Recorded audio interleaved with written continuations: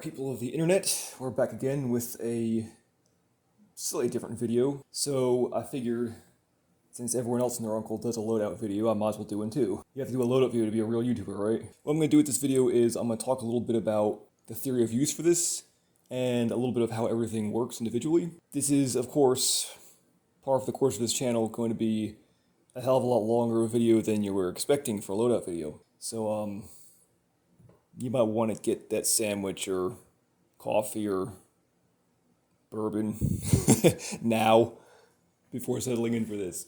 Or margaritas. Do I have like any women in the viewership? I doubt. No women come here.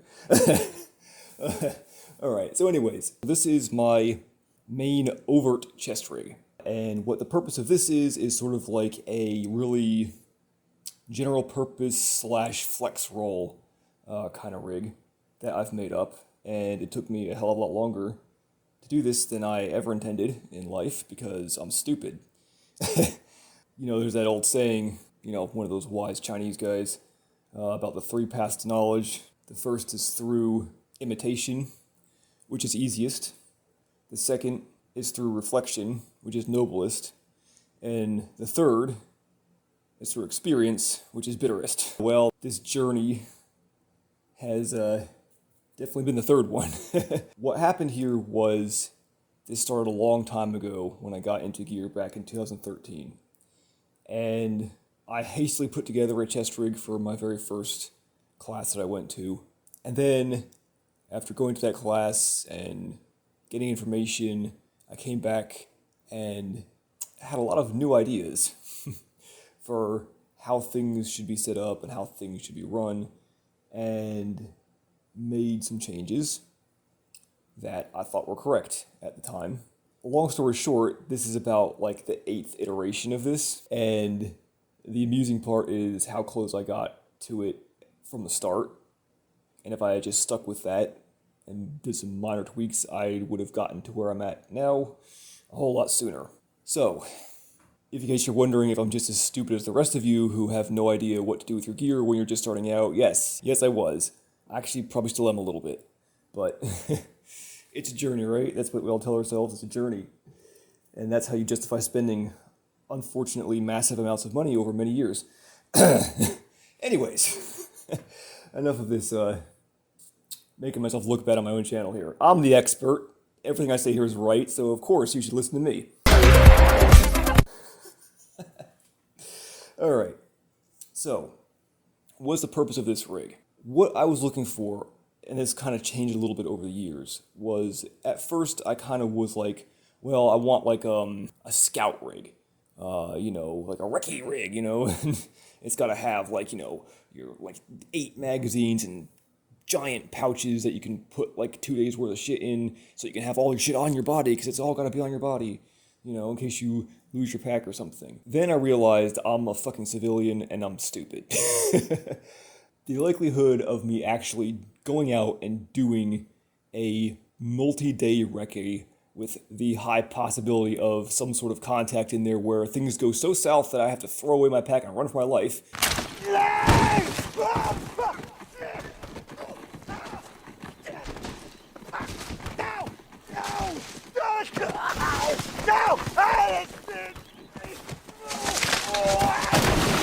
Boy, things have gone really fucking bad. Like, something got fucked up somewhere. So I kind of, you know, like many people, came back down to earth a little bit in my expectations of not only what I could do with my physical abilities, skill set, etc., but what also was most likely for me to actually need to do in a post-event role as a civilian. Now, the thing that I've talked about a little bit before in a couple of the other rants in this channel is that a lot of people, they get fixated on one thing, you know, one specific event or one specific set of actions that they think they're going to take, and then they build various different kits around each of those actions that they think they're going to take. I don't buy into that, because there's no guarantee that when something goes south, you're going to have the specifically right kit for the specific job. And in fact, I think expecting that to be the case is just plain wrong and kind of asking for dumb shit to happen. Let's put it that way. So, long story short, over a couple iterations, I kind of went away from the more specialized loadouts that I'd had, which was great because then I was able to also focus on how much I could get done with a very basic set of pouches, and this is something I'll talk about some point in the future whenever I get around to doing a plate carrier loadout video. Because one thing that I did, starting out in this was I also felt like I needed to have specific pouches for specific things. And next thing you know, you've got like $500 of pouches bolted to your fucking kit. And that's just not cool. Especially if you want to build like a spare kit. I'm a big believer in the whole TOUse one thing. So everything you buy has to be multiplied by at least 2.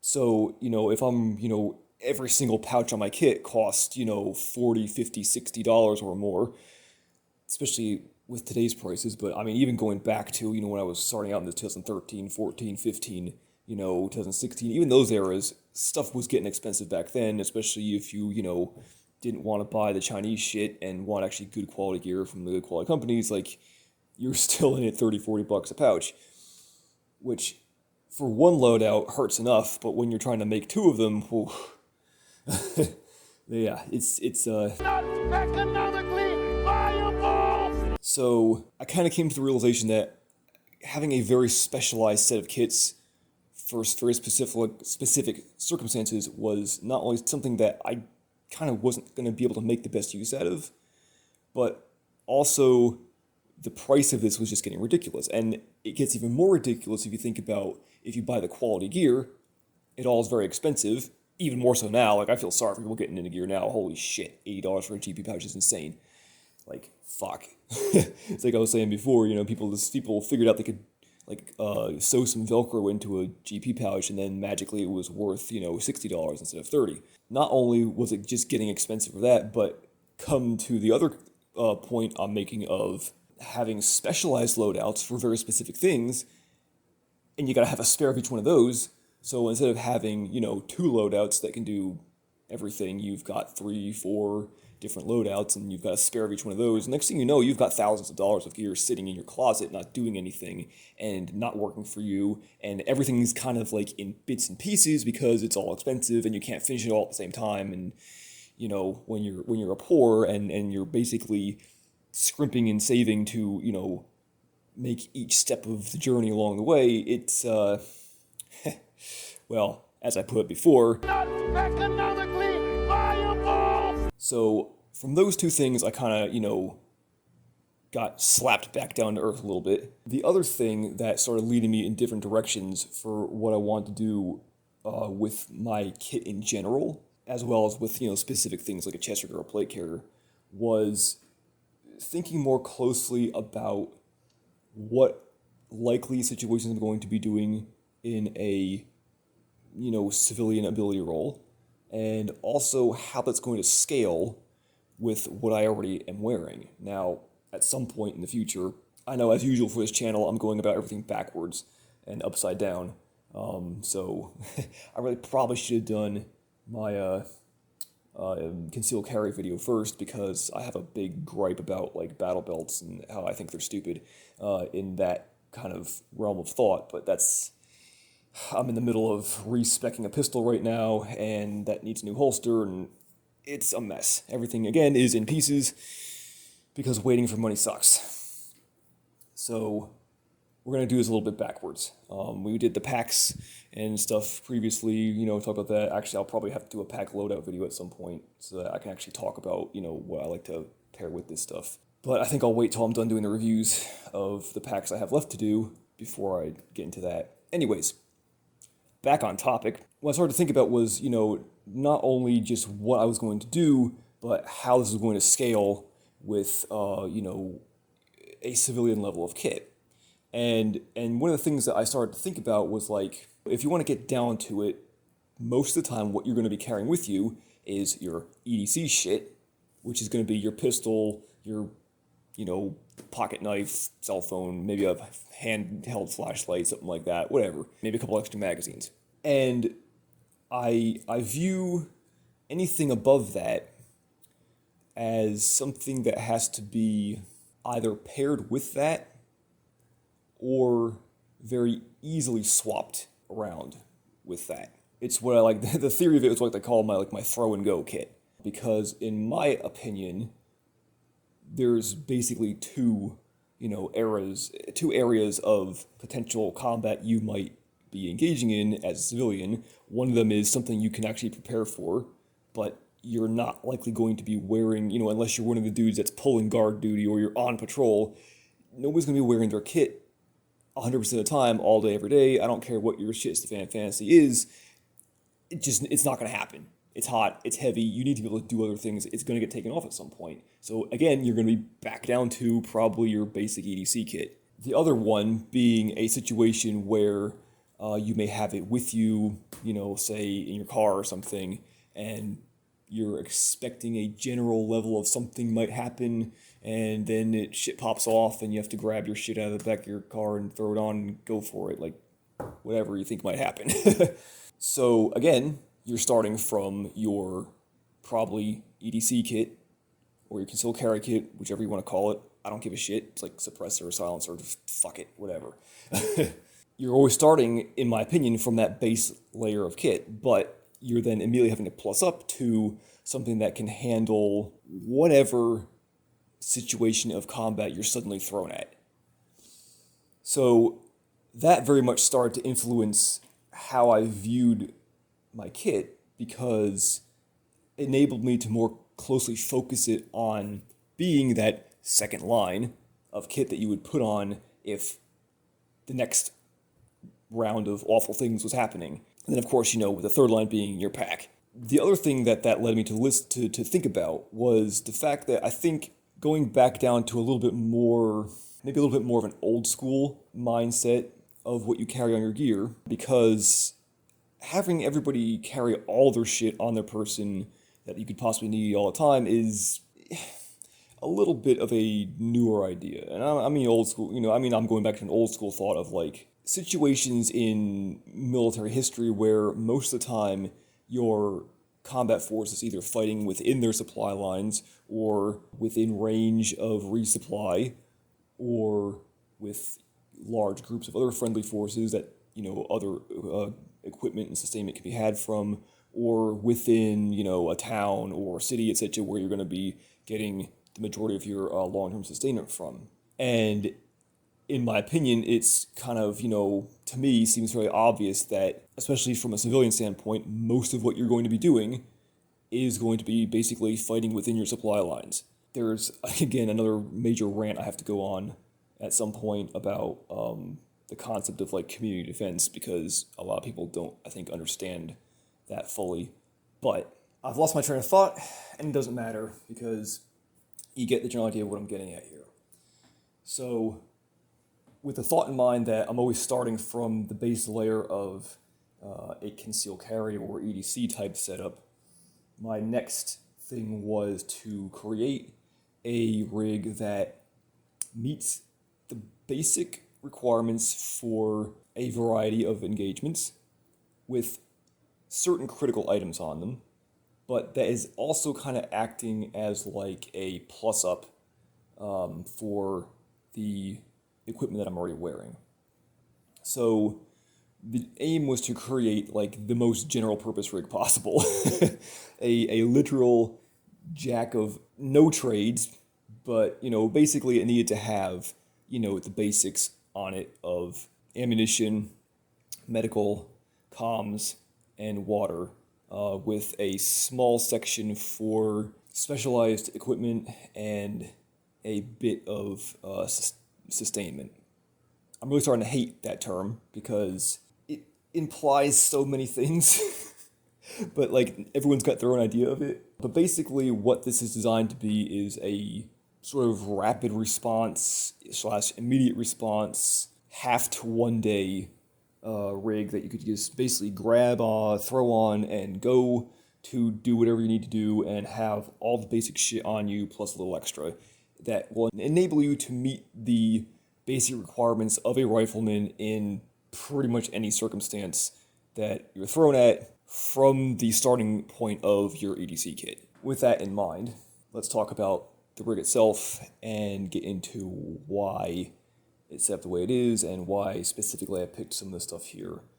Let's start with the obvious, alright? Let's go with the ammunition for the rifle, since that's what any plus-up combat rig is based around, is your long arm and the equipment needed to run that. What I've got here is a little bit of a hybrid setup. On the left side, I have a paired double M4 pouch, basically a quad magazine pouch. Each one of these holds 2 standard M4 magazines. And these are some surplus ammo pouches I got, which as you can see were ACU, and I painted them. Because one of the main goals of this rig was not just to optimize it for the specifics of what I'm trying to do and the role I want to fill, but to save some goddamn money off what I had before. So it led me to very carefully, think very hard about, do I really need this specialized piece of equipment, and what purpose exactly is that specialized piece of equipment doing, and how much can I use basic pouches for and get away with it. In fact, as an aside to this, what I'll get into real quick is the fact that a lot of people are doing kind of what I did starting out, and you're looking for these specialized pouches that can fill certain specialized niche roles, and you would be surprised how much you can get away with just double M4 pouches, pistol mag pouches, and 3x3 or 6x5 GP pouches. Like literally, if you center your kit around those 3 things, you can pretty much do anything you want. And most of that shit can be had surplus. So I'm not saying the specialized pouches aren't needed. As you can see here, I still have some of them.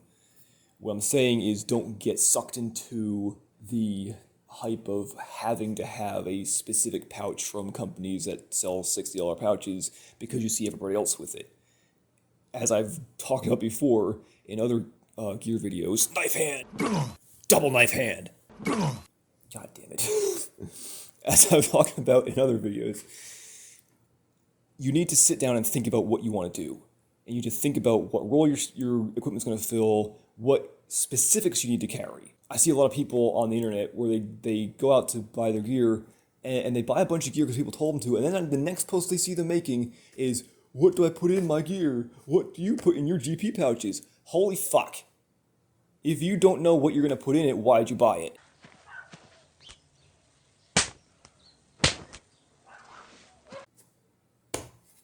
Anyways, so these were surplus ACU pouches that I paid $5 for each of these quad pouches. I think I got them from Tag. Tactical Assault Gear was having a closeout on their ACU stuff, and these ACU pouches were literally $5 each. So between that and a little bit of Krylon, cost me, let's say, $6 plus my time to spray paint them. I also had to sew these a little bit. So the main body of the pouches was sewn reasonably well. This webbing here was a little bit hacked up because these are just, mass-produced ACU pouches. But luckily I have a sewing machine, and the worst of it was the lid flaps here were sewn very badly. The sewing was very loose on it, so an easy stitching job of just running a couple extra lines of stitching around that, and occasionally on here where on the pouches that were really bad, because these were $5 a piece, so you believe I got more than one. Anyways, so, between the price of the pouches, a can of tan Krylon, and a few minutes per pouch to fix the crappy sewing job that they did from the factory. So I'm going to assume I'm in each of these, let's say $10. I'm talking about these because they're stupidly cheap. And many other surplus type pouches on the market are also stupidly cheap. Although do be aware that some of the double magazine pouches on the market, like a lot of the Eagle ones that are floating around right now, that the some of the surplus pouches are getting a little sparse these days, but some of the ones floating around right now are not designed to fit PMags, and they are designed for aluminum USGI, government type magazines only. And if you try to use them with PMags, it just will not fit. Be aware of what your pouches actually will fit. If you're not like super hard up for, saving as much money as you can anywhere you can, let's be real, these are not the best double M4 magazine pouch design on the market. They're pretty basic, they're pretty old school. They work well enough, and for, $10 a pouch, I'm happy with them. But if you're willing to pay between $20 to $40 or so a pop for a double magazine pouch, there are pouches on the market that are better designed to fit PMags. But the reason why I'm talking about these is because this is a somewhat budget-oriented loadout now, and I want to make it clear to people that you don't have to spend a lot of money to carry your ammunition. In fact, most of my ammunition pouches here are not expensive. And with that, we'll get on to the next ones. So the next ones I have here are these London Bridge Trading Molle pouches. These were closeout pouches because they're in khaki, as you can tell, not Cody Brown. Woo, who gives a shit? They came with these SNS pull tabs, which are the best pull tabs on planet Earth, and if you're running pouches that have Bungee retention at the top, you should pretty much immediately switch to these because they're the fucking truth. These sit flat, always sit flat on top of the magazine. They're flexible enough to not like snap or break or like clack against things because they're kind of rubberish, but at the same time, I've had these for years, and I've had other pouches that I've had for years too, and I've never had one of them like start to like dry rot on me or something and like crack. So they're super durable. And the cool part about them is they don't look it because they're a little bit on the small side, but the way they're designed with the flat area here and these little edges that stick up, you wouldn't think so at first, but these have probably the most positive grip retention that I've ever used from any pull tab ever. And I've had, over the years, gear from literally all the major companies and seen every pull tab from various webbing to Hypalon to all the different convoluted shit people come up with, and these are the best. They work amazingly excellent with either bare hands or with gloves on. I haven't had an issue with them whether my hands are cold or sweaty. They just fucking work. So I really can't recommend these enough, and if you're running pouches with Bungee retention, you should definitely switch to these immediately. They're a little expensive for what they are, but it's worth it. The thing I've done with this double shingle pouch is to add some STAC Kiwi Kydex Inserts to it. Why did I do that? Why do I have some of my ammunition in a flat pouch and some of my ammunition in an open-top Bungee pouch that I've then gone through the trouble of also adding inserts to? Alright, so it's very simple. There's a time and place for various types of pouches. Flat pouches have their time and place. Open-top pouches have their time and place. Some people don't have a problem with running them either or, but what I have noticed is the flat pouches are nice general use pouches and will work for many situations, provided you have time to fool around with a pouch and get your ammunition out of it. What I quickly learned after going from doing small unit tactic stuff in the woods, where I used pretty much exclusively, I had a 6-pack of flat pouches on the front here, and everything was going fine with that because you're doing buddy team drills in an environment where it's a lot of open space. You have time because you're working in a little bit different of a role and a little bit different rates of fire and stuff like that. When you're working with a team of people in that environment, because things are moving at a little bit slower of a pace there, you have time to get into a pouch and get an ammunition magazine, reload, and then, at some point in between firing shots, slap the other one in there in order to retain it. It all worked out really well, and I'm thinking, okay, I got the hang of this, and, I can get away with having all, flat pouches on my rig, and it'll be no problem. Then I took a CQB class and realized I was wrong. because that's a whole new different environment. And in that environment, being able to access your magazines immediately is a lot more critical than when you're out in the woods with a team. And there's a lot of distance, between you and whatever enemy out there is out there. When you're in a building, everything is so much more compressed. The distances are a lot shorter and things are happening much faster. In that environment, being able to access your magazines immediately with very repeatable efficiency is a hell of a lot more key than it is out in the open. And what I immediately found trying to run that CQB class with a chest rack full of flat pouches was suddenly this was really fucking unideal. Because not only can this be a little bit tough to get out if you have a tight pouch, and I made it worse because the magazines I had back then, stippling everything was all the rage, so I had stippled the bottom half of my magazines. So the stippling on them, because it was so tight and they were so stuck together, the stippling on them was catching on it and pulling both magazines out of the pouch every time I pulled the first magazine out of the pouch. So I tried to get away from that by going down to, god damn it. I tried to get away from that by going down to one magazine a pouch.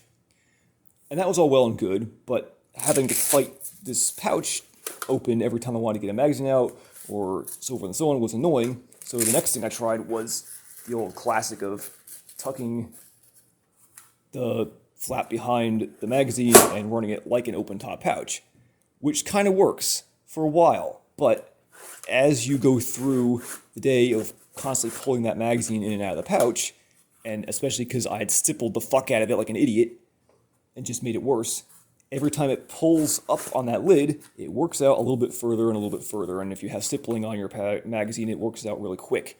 So at some point in my, haste to reload, I'd yank that magazine out, stick it in the gun, and the flap would eventually come flopping out with it and close. And then I go back to the pouch, and I realize that the flap is closed now. So now I have this random occurrence happening where I don't know when the flap is going to be open or closed, and it's starting to get really annoying to have to deal with trying to open the fucking thing every time I want a magazine out of there. I can't put two magazines in there because I'm pulling them out with each other, and I'm losing magazines on the floor every time I try to get a magazine out of the pouch, so I'm now down to 3 magazines, and it's a bitch to get them out. Yeah, it really sucked. It's something that you have to experience to understand how much it sucked. So much for me thinking that I had gained some level of competency doing small unit tactics in the woods, and then getting into a building and realizing that I didn't know shit. And it was a good old-fashioned punch in the dick. So I quickly realized that flat pouches were not the way for working in a building, or in other situations where you might need to get to your magazines really quick. So what that led to was one of my many redesigns of the kit, and then the second tier of this was, 4 open top magazine pouches. But I want to be able to plus this kit up from 4 to 6. But if I want to plus it up for, a situation where I think I'm going to need a lot of extra ammo and shit's really going south, I want the ability to have a full, standard 6 mag loadout on my kit, which led to, because these were 4 single open top pouches, well, they were, easier to get into, but now I have to find somewhere else to put those 2 extra magazines, which means I either have to put them on the front of my magazine pouches anyway, or find somewhere else to put them, and it was a really annoying pain in the ass. What I quickly found was some of the open top pouches that are just open top without any bungee retention are perhaps a little too open top, and you can lose your magazines if you're, doing the solid snake and crawling around on the ground, especially if you're crawling forward and then you decide you want to crawl backwards, and shit's, instead of pushing, when you're crawling forward, everything is pushing down on your kit, but then as soon as if you decide to crawl backwards, now it's pulling up on it, which is the reason why I don't run a open top tourniquet pouch, spoiler alert. So some of those open top pouches were just not great. The other thing was I now have to make use of the front of these pouches, and if they don't have a Kydex insert in them, they flop horribly when you try to attach things to the front of just a basic Cordura shingle. So in case anybody who's new to gears is watching this and it's like, I'm just going to put a bunch of, Molle fronted, single shingles on my kit, and then I'll bolt more magazines to the front of it, or a big ass GP pouch or something like that, which, believe me, I've tried all the variations. If you don't have some sort of stiffener in those magazine pouches and then you try to bolt things to the front of them, it really sucks. It flops terribly. A lot of these shingles are a little bit oversized. Some of them are just shittily designed and not very good, and they're just oversized because they suck. Some of them are oversized because they do need to be a little bit oversized in order to get the magazine in and out of there quickly. I've had some shingles that are very precisely sized, like for example the First Spear Ranger shingle. I had a couple of those years back, and the fit was amazing, and definitely had the least amount of flop and sag when something was mounted to the front of it. But as soon as you pulled that magazine out, it kind of wanted to collapse on itself a little bit like these pouches do, and because it was such a very precisely sized pouch, trying to get magazines back into it was extremely difficult. In fact, depending on how squeezed together everything was, it was actually difficult to get the magazines out of it, especially if you had a Gen 3 PMag with the little stop on the bottom of it, which would catch on it every single time, which is why this one is hacked off. It was the same thing with other similar open-top pouches like the Eagle FBs or the First Spear Speed Reload pouch too, where the plastic insert wasn't just a taco like the S-Tacs everyone's used to these days. It's an actual square enclosed insert that's Velcroed in there. And what would happen with that was, again, if you were using a Gen 3 PMag with the over insertion tab, it would not insert. It would either hang up on the edge of the pouch, or if you did try to force it into the pouch, it would fit extremely tightly and you would not be able to pull it out. I did have S-Tac Kiwis on here for a while, and I don't anymore, because as much as everyone loves those pouches, and as much as I love them too, they have one very specific weakness, and that is they are an open bottom pouch, just a square of material that is completely reliant on the adhesive Velcro attached to the Kydex inserts to keep the Kydex insert in that open bottom square of material. If for some reason that adhesive holding the Velcro to the Kydex fails, the Kydex falls out of the pouch. You'll probably find this out by either yanking the Kydex out with a magazine or trying to insert a magazine and shoving it through the bottom of the pouch. I've had this happen a few different ways with the S-Tac pouches. Unfortunately, as much as I would have loved to take the easy route out with this setup and just go with a bunch of, Kiwi pouches, I just don't personally trust them anymore. I know a lot of people who are running them that like them and have never had these problems, but I've had these problems, and now you know about them too. It's up to you to decide, but I mean, if this is a rig that's going to be, especially if you're going to store this in your car, if it's going to be in the back of your truck or an SUV or a trunk or something like that, and it's going to be exposed to heat a lot, I don't think I would go with that.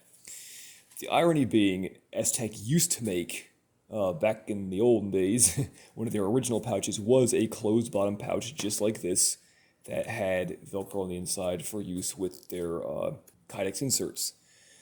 So, of course, because that was the best option, it's been discontinued. So basically I had to make my own, which was a real bitch. But anyways, the pouches I found that fit the best fit with these Kydex inserts, where it provides just the right level of retention without being either too loose or too tight, because you can't just pick any shingle on the market. Like I already said, some of them are very loose, some of them are very tight. All that plays a role in the tension of the Kydex insert. But these ones from London Bridge were pretty much perfect.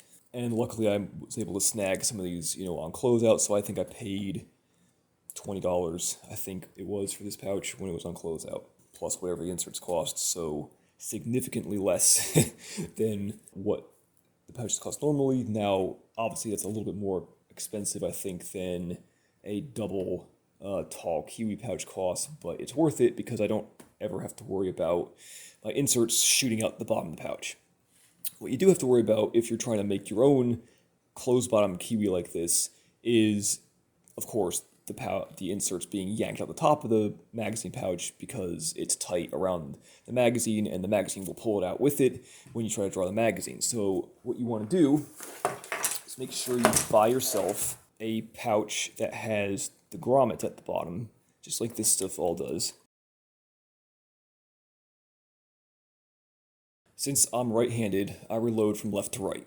So I'm always working my way down my kit from left to right. That's why my pistol mags are also on this side of the kit. So I'm setting these up as my go-to magazines, which reflects what I've learned previously in, wow, I maybe need to, have some magazines I can get into very quickly, whether you're in a urban environment or you're just, in one of those close contacts where you need a magazine fast. You can run these two ways. You can either run them completely secured like this with the bungee, and then just pop it off when you want to draw the magazine. Or, because I've added this Kydex insert, I can now drop the bungees off to the side. So now I don't have any of that shit in the way, and it's ready to grab immediately, but the Kydex inserts still provide enough grip to make sure that the magazine stays seated in the pouch, as opposed to a regular shingle without the Kydex inserts, which if you did this, your magazines would just go flying right out the top of the pouch because most of these shingles are a little loose.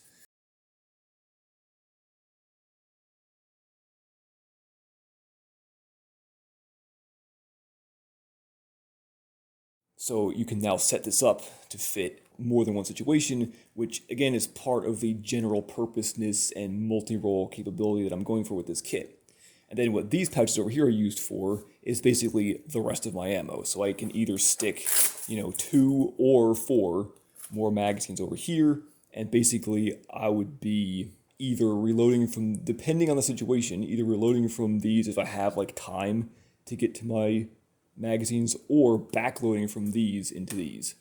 Let's say, you have a contact and you're gonna, burn your first couple magazines, and you need to just get that ammunition downrange as fast as you can and suppress shit so you can not be killed by the guy shooting at you. So let's say you've, burned your first 30, 60 rounds and you've now, run away or are in the middle of breaking contact. You can then either continue to feed your rifle from the next 2 pouches in line, or if you have a moment to reconsolidate, I can then pull my extra ammunition from these pouches and set these pouches back up so that my speed reloads are always kind of there for when I need them. As you can see, like I said, this is kind of one of those things where it's the point of it is to be a very general purpose multi-role kind of setup where it kind of does both.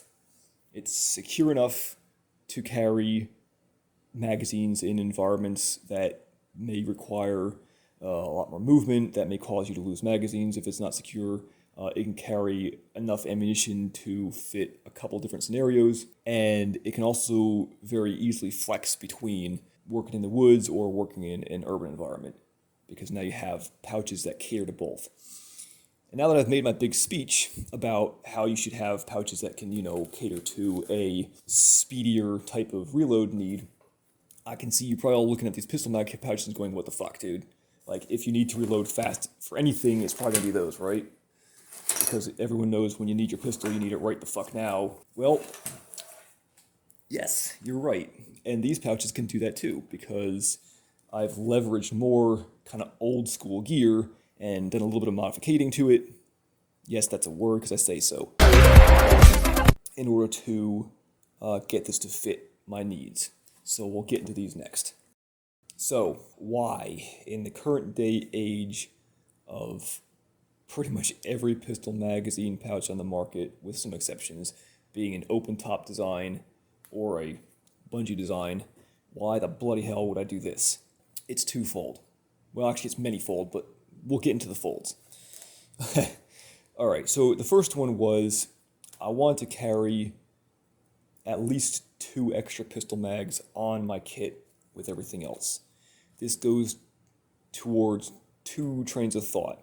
One being, as I've mentioned before, this is very much a throw and go kit that is designed to be a plus up for whatever concealed carry you're wearing. If you're in a situation where things have gotten to a point where you're having to grab your rifle and throw on a bunch of shit, I believe it's reasonable to assume that there's a chance that you may have already burned through whatever ammunition you were carrying for your everyday sidearm. And if you're going to need all this shit, there's also a reasonable expectation of a chance that you might need that pistol again at some point within that confrontation. Instead of having to rely on fishing more magazines out of a side bag or a backpack or something like that, it seemed the best course of action to me to ensure that you have that extra ammunition already on your kit and ready to go.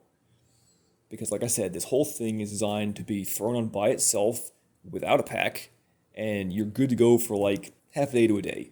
Or, shall we say, given we're running around a 4 to 6 magazine loadout, a single major engagement, or 2, depending on the situation. So, considering you're doing shooting if you're putting this on, I feel like it's very much a reasonable plausibility that you're going to need to shoot with your pistol again at some point. The other reason is, even if this wasn't very kind of specifically designed around being a plus-up rig, because this is, again, this is a multi-role rig, so this isn't just my, I throw it on in case I need it, this is also I am intentionally putting all my shit on, because I'm intentionally going out to insert situation here. But I am a big believer, and I know there's some differing trains of thought in this. I'm a big believer in always carrying a pistol with you, just as much as I'm a believer in carrying some sort of water with you and always wearing your back plate. Alright, there's very well-founded historical reasons for why you do certain specific things, because other people in history have had a bad time when they didn't do those things. I, kind of like in the same way I refuse to give up my iron sights on my rifle, I kind of refuse to give up my pistol, even if I'm going, full over and we're going to go, running around in the woods for a couple days, whatever we're doing, I'm still taking my pistol with me, because I can't carry a second rifle, and if that single rifle I have goes down, it doesn't matter how many fucking magazines I've got for it, right? People make the argument, well, if you get rid of your pistol, that's, somewhere between 3 to 6 extra pounds of weight that you could be either saving yourself or using to carry more rifle ammunition. But a fat lot of good that ammunition is going to do you if your rifle goes down permanently, which in battle can happen. It's not uncommon for people to take a round to the rifle, or depending on what kind of situation you're in, go for it, over and so on. It's also not entirely uncommon for something to catastrophically break inside the rifle that either cannot be fixed ever at all without replacing parts, or requires disassembly of the rifle beyond, doing a malfunction clearance. It's going to require some level of extra action to disassemble to fix. The middle of a fight is not the time to be doing that. Now, hopefully, you also have extra people to help you out. But here's the other thing that I get a giant fucking kick out of, is we're also dealing with, the vast majority of people who talk shit like that are also in the civilian community. You don't have anybody else with you, and we all know it. You don't have any friends. Nobody likes you. I'm sorry if that breaks your, fantasy or whatever, but, for most people, you're it. You, and maybe if you're lucky, your immediate family members of fighting age, that's it. So, it's kind of the same argument people like to make for wearing those stupid back panels on their plate carrier, when, again, we all know damn well you're alone. And they say, oh, well, it's for your team to get stuff out of you, and I'm get stuff out of there for you. And I'm like, yeah, well, you and what team? Same argument here. Okay, your rifle goes down. Oh, that's what you have buddies for. Okay, you and what buddies? Well, I'll wait. Considering most people don't have buddies and will be working by themselves, and considering most people are probably going to be plussing up from, an EDC setup or something close to it, carry the pistol. Carry extra ammunition for it, because you don't know when you're going to need it. I mean, that's the whole point of carrying a pistol in the first place, isn't it? An unexpected and an unfortunate situation occurs where you need an extra gun. You don't know when that's going to happen, but you need it right now. I don't know about you, but I'm not all keen about the whole, yank out my fucking knife and do a bonsai charge because I want to die gloriously for the Emperor. That's all well and good in the books, but, pretty dumb in real life. If you've ever watched any combat footage or police shooting footage, we all know how that turns out. doesn't turn out well for the guy with a knife. So, because you don't have a crystal ball, and because we all know you're by yourself or with very minimal extra people who probably aren't at the level of skill you're at because they don't give a shit about any of this right now, I feel it's wise and prudent to make space to support a pistol. So, back to my original thought that I was getting into is why flapped magazine pouches when everybody these days seems to be going to either open top magazine pouches or open top with bungee retention. So I'll shit on the bungee retention stuff first because I had those type of pouches. I had some from First Spear and a couple other companies, and they're nice pouches, but pistol magazines with bungee retention really fucking sucks. Something like a 20-round magazine or a magazine with an extension on it, something that's going to give it extra length for you to grab onto and for the bungee to run over, because what you need is a pretty long piece of bungee to ensure that it doesn't get caught up on your pistol magazine when you're trying to insert or draw a magazine from the pouch. And what I've had happen when you're using a full-size pouch like this, let's take, for example, the ones I used the most were the First Spear ones. What happens with those is with either a normal-sized pistol magazine, like a Glock 17 or an M&P, for either the normal 17-round capacity version of those or the compact 15-round capacity version of those magazines, they sit very deep in the magazine pouches, which means that the length of bungee used to retain them is about this long. What happens is when you pull that bungee off, if it's not long enough to kind of fall to the side of the pouch, like these ones are, as you can see, they kind of, they can kind of be pushed almost all the way completely off the side of the pouch. That leaves the whole opening of the pouch open for you to get that magazine in there. But the bungees on those pouches are so short because the magazine sits so deep in the pouches that it doesn't do that. It doesn't fall all the way off to the ends of the pouch, and therefore it's always kind of sitting right over the top of the pouch. So even if when you go to grab the magazine, you're trying to do this quickly, you shove that, bungee off and you try to grab the magazine, but the bungee won't get out of the way, and pistol magazines are already kind of small. So you're grabbing the bungee or the tab from the pouch along with that pistol mag all the time. Same thing if you're trying to do a tack reload or just retain your magazine when it's empty or partial. Trying to stick it back in the pouch cannot be done quickly or efficiently in any way because that bungee is just all over the entrance to that pouch, and the lip of that magazine constantly catches on it in one way or another. Again, like I said, unless you're running a pistol magazine with an extension or like a 20-round pistol magazine, something like that, where you've got an exceptional amount of magazine body sticking up out of the body of that pouch, where you have enough length of bungee where when it's pulled off, it folds off to the complete side of the pouch, like these do. If it's not doing that, don't do it, because the only thing it's doing is impeding your ability to get that magazine in and out of the pouch. So, after deciding those were terrible and didn't work, I then went to open-top magazine pouches and used all of them. Everyone, well, with the exception of some of the new stuff from like Shaw or Jeebers or HRT, etc., so forth and so on, that didn't exist back then, but is basically the exact same designs as have existed for, the last 10 plus years. The problem with the open top no retention pouches is there's no retention. Pistol mags, being a little bit shorter, need to have short magazine pouches so that enough of that magazine can stick up out of the top of the pouch for you to get a hold of it. They also have, a pretty pronounced base plate in a variety of ways, and especially if you're running metal magazines, but I've found this to be true even with Glock magazines, is that they can be a bit slippery. So what this leads to is when you're running open-top pouches with no retention, you are then stuck relying completely on the retention of the pouch to hold your magazines in there. It becomes even more of a problem if you're going to mount your pistol magazines to your kit, especially on the front, because everything will catch on that fucking lip.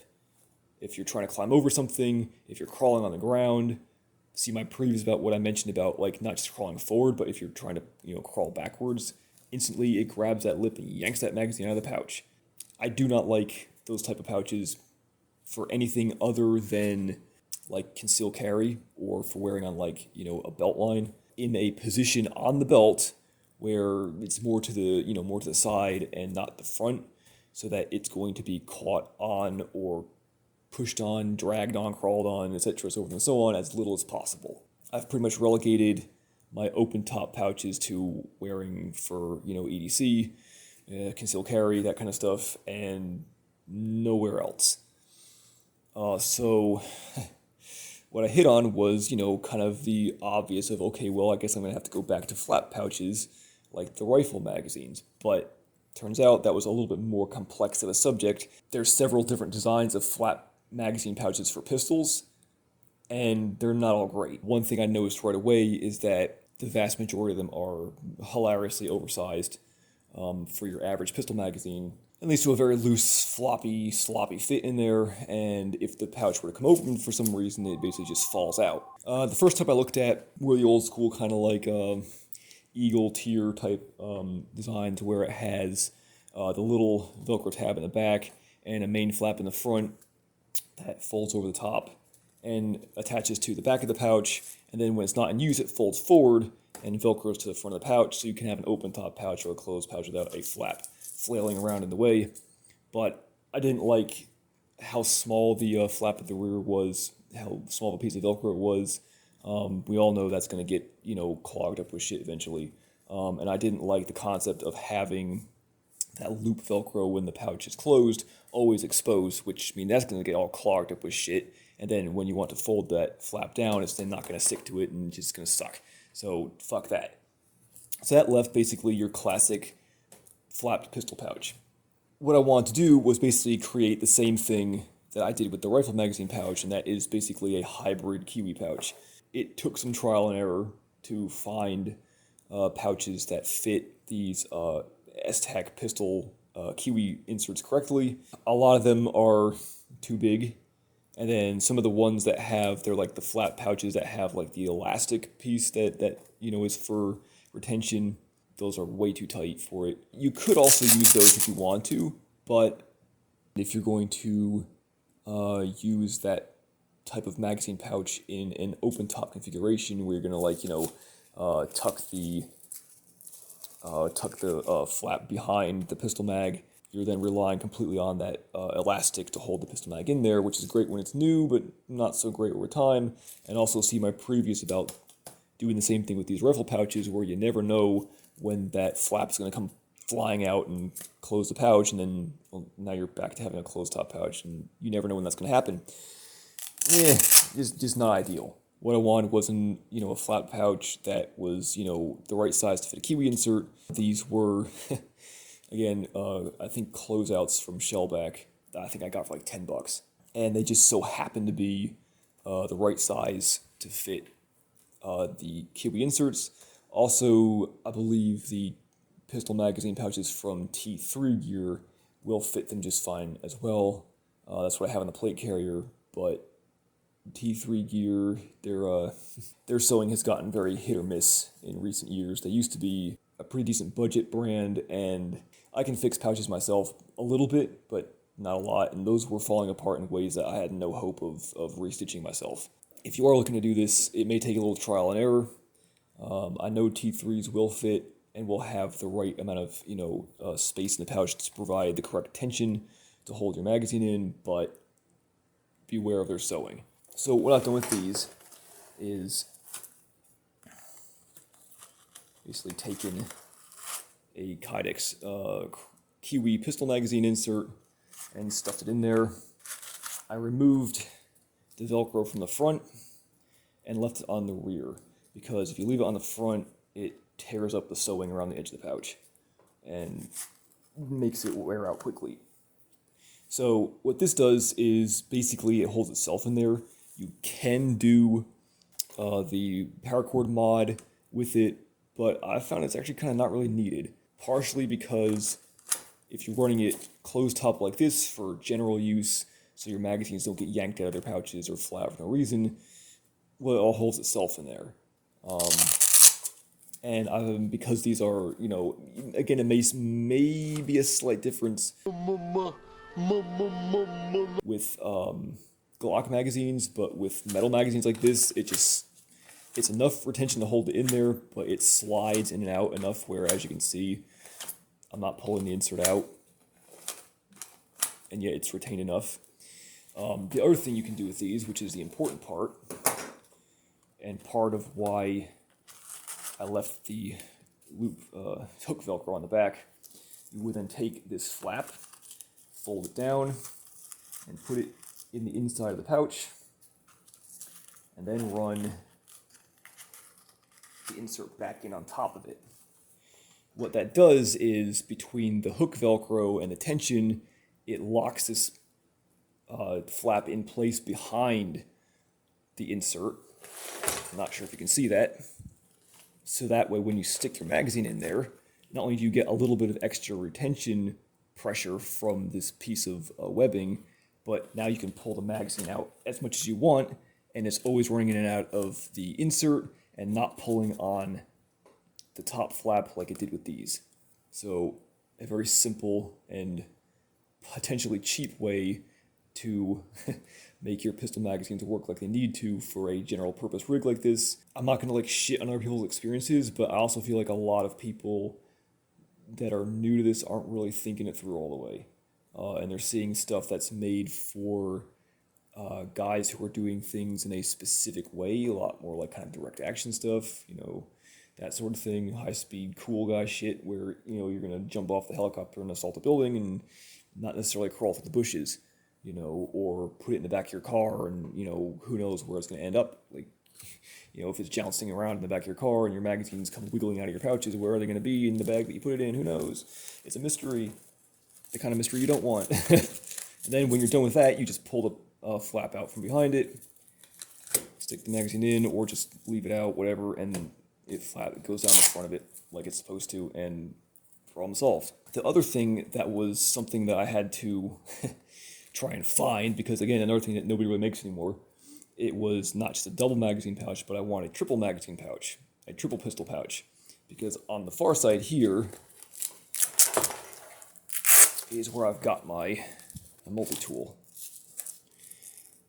I wanted to maintain my multi-tool being a readily accessed item, because you can use this thing to help you do malfunction clearances or get shit that's stuck in your gun unstuck, etc., so forth and so on. If you have, you know, issues with your rifle during a situation like something like this would be needed in, I wanted to make sure that I kept that multi-tool on tap.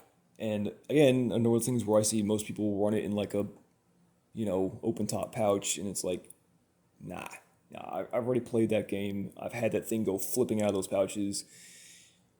No, I'm not doing it. But I also didn't want to take that multi-tool and stick it in like my Dangler pouch or a side pouch, something like that, where then I'm going to have to like open a pouch and like fish around for it, and I'm not going to ever know entirely where it is in the pouch in case it, you know, got buried at the bottom, or like even if you have those little, you know, elastic pieces in the pouch, a lot of times they're either not sized correctly to fit, you know, a multi-tool in, or they're not tight enough, or there's no guarantee that, you know, just from you running around and shit, that it's not going to come out of that elastic loop when it's in the pouch.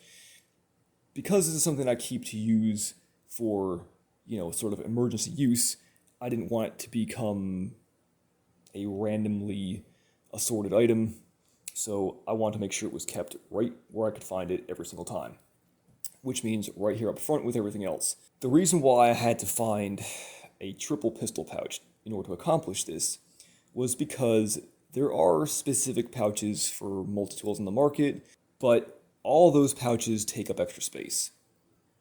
And ironically, it takes up less space on the Molle to use a triple pistol pouch than it does to use a double pistol pouch, a single multi-tool pouch, and a tourniquet pouch, because this pouch here is a little bit oversized. This takes up a little bit less space. Some of them do. Again, not all of them. They're depending on how, depending on the design of these pouches, some of them really overrun badly onto the sides. You want to make sure you find one that is pretty exact. As you can see, the Molle straps don't go too far inside of where the edge of the pouches are. So it's all pretty much on its own footprint.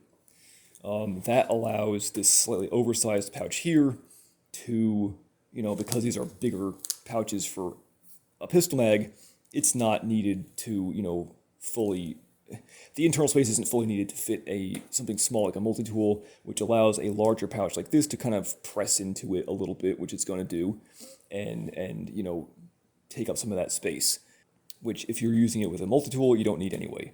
The annoying part is if you're trying to do this, like, one of the other things I tried to do was to run my pistol mag pouches right next to my tourniquet pouch, and that's a bad idea for two reasons. Number one, a tourniquet pouch, fitting a tourniquet in it is always going to be a little bit wider than a pistol pouch, which means it's going to push into your pistol pouches and either push the pouch off at an angle or push this off at an angle where you're putting extra strain on the Molle attachments, or more importantly, this big T here that these cat tourniquets have for the windlass lock hangs over a little bit to the top of the pouch, and as you can see here, it's very close to being at about the same height. So what will happen is during your moving around, during having this thing floating around in a car, or you running around in the field or whatever, what can happen is this T will get pulled up over the top of that pouch and lock the pistol magazine underneath that windlass locking piece of plastic here. So when you then go to try to grab that pistol magazine pouch, not only can you not really get a full grip because this is in the way, but it's now kind of semi-locked in place underneath this plastic tab. That's not good. So if you were seeing this and go, oh, I'm going to do that for my kit, always leave a space. Don't put your cat tourniquet right next to your pistol magazines because it's going to lock it up. With that out of the way, since we're talking about tourniquet pouches, this is a tourniquet pouch. It holds one tourniquet. This is the pouch from the flapped pouch from Direct Action, which in my opinion is still the best tourniquet pouch on the market. It's got attachments for both a vertical Molle like this, as well as some 1-rep on the back side so that you can turn it horizontally and attach it to a belt. It's still fairly reasonably priced. I think of all the pouches I've seen on the market, I've seen 1 or 2 other pouches that are within the same price range as this. I think I paid $21 for this. I think they're like 23 or 5 now. Price has gone up a little bit. The other one I saw that was pretty good was the JTAC one. This has got the elastic on the side. It's also got these little pieces of paracord that they say are for belt loop, but again, this is another piece of gear where the elastic is nice to hold it in place, but it's also not needed. And when it inevitably wears out from having a tourniquet constantly in it, it won't matter because it's a flat pouch. Going right back to what I was saying for my reason for having a flat pouch for the pistol magazines being they catch on everything and get yanked in the pouch, well, obviously having a big T handle piece of plastic here at the top of these cat tourniquets is just basically a grab-a-thon waiting to happen for everything this runs up against. So again, another place where I pretty much refuse to put this in a open top pouch is on the front of my gear because it gets caught on everything and gets yanked like right out of the pouch. Let's go with the simple part next. So over here, we have another direct action pouch. This is their TAC Reload rifle pouch with the removable flap lid. This is, well, let's just say when I got these a long time ago, they were way cheaper than they are now. Now they're getting a little bit pricey for what they are, but I still think it's worth it because these are by far one of the most versatile pouches I've ever come across on the market. Very well executed design. So this has it attaches to a 2x3 Molle space, but it is physically 2x4. It has a removable / adjustable lid, and of course the bungee on the side so that you can compress the pouch. This thing right now, for use with my chest rig, is running what you saw in the previous review, my 16-ounce hydro flask with the iron flask cap lid. That's great for keeping a little bit of cold water on you in the summer, or hot water on you in the winter, or tea, or hot chocolate or whatever. Any liquid that you can put in there, it's good. Use it. It's fun. It's great. It's a nice capability to have as part of your kit. You can also fit like a 16-ounce Nalgene in here. You can fit 3 PMags in here. You can fit something like either a DIY or pre-packaged IFAK that's, a 2x3, 2x4, sized IFAK, kind of like the Dark Angel medical stuff. You can fit, water bottles in here, etc. Like, you can fit a surprising amount of stuff in this pouch. I'm personally using it right now as a water bottle pouch because I like having water on my kit along with everything else is, to me, a critical thing. And this allows me to have a refillable item that's not a bladder. Because if you start adding a bladder, then that's another thing you have to put on with your kit or attached to your kit, like some of the like RRV types, where you have to have that back panel to put your water bladder on. And then that impedes with your ability to wear a pack, and I value my ability to wear a pack more than having a water bladder attached to my kit. I've also been trying to get away from water bladders a little bit and move over towards, bottles and such because they're a little bit more durable, a little bit easier to clean, a little bit easier to use if you need to purify water, etc. And like I said, this is a chest rig that's designed to be a multi-role rig. So yes, it might end up out in the woods somewhere, and yes, I might want to purify water and have a, actual hard bottle solution on here where I can do that. So anything that will fit in a, see my previous review on this, this size bottle profile will fit in this pouch. So even if you don't want an insulated bottle, anything that size will fit here.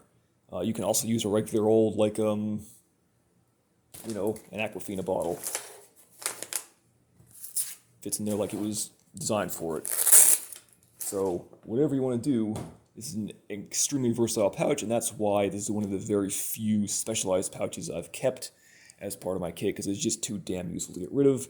And I think that even at the price point it's at these days, it's still worth getting a couple of them just to have with your kit, because you'll find a use for the thing. But anyways, the point of this is to be able to carry water, because, going down as a heat casualty is not fun. And I've already played that game once or twice, and it wasn't fun. The basic loadout of stuff that I feel that is required to be part of a baseline loadout before adding a pack, one of the things I feel is incredibly important to carry on you is some sort of water. Again, this is sort of like a throw and go rig, so I'm a little less concerned about carrying like a lot of water, because this is only designed to be, used by itself for like half a day, maybe a day. This is not an ideal size for an entire day, but you can make it work. Again, from a more civilian perspective, where you're going to be usually fighting within your supply lines, I feel like about, having a day or so worth of stuff on you is most of the time about all you're going to need. In fact, at some point in the future, I need to do a rant about that and talk about, like, people's pack sizes and the delusion that comes with them. But, again, different strokes for different folks.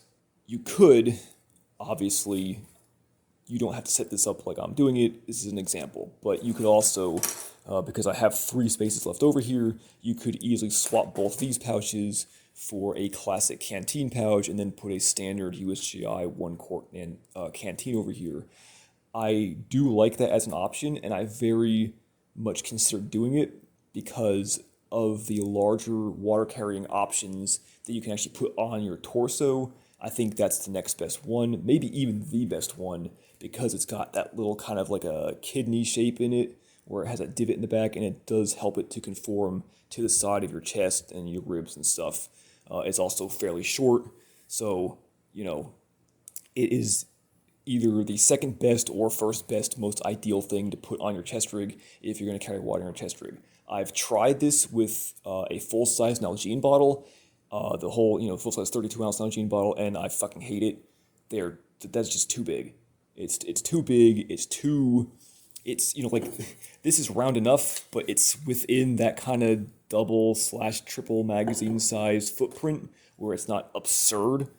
But like a full-size Nalgene on the side of your torso sticking off is just, it's too much weight in that area. It's too much profile in that area. even though you can find pouches that will fit in the same 2x3 or 2x4 Molle footprint, which again, see my previous review on all that shit. You can find pouches to fit it, but it's so uncomfortable to wear. It's so overly heavy, where it's like dragging one side of your, chest rig down as opposed to the other side, and it just feels very unbalanced and awful. And I hated it, and I can tell you that most of you are probably going to hate it too.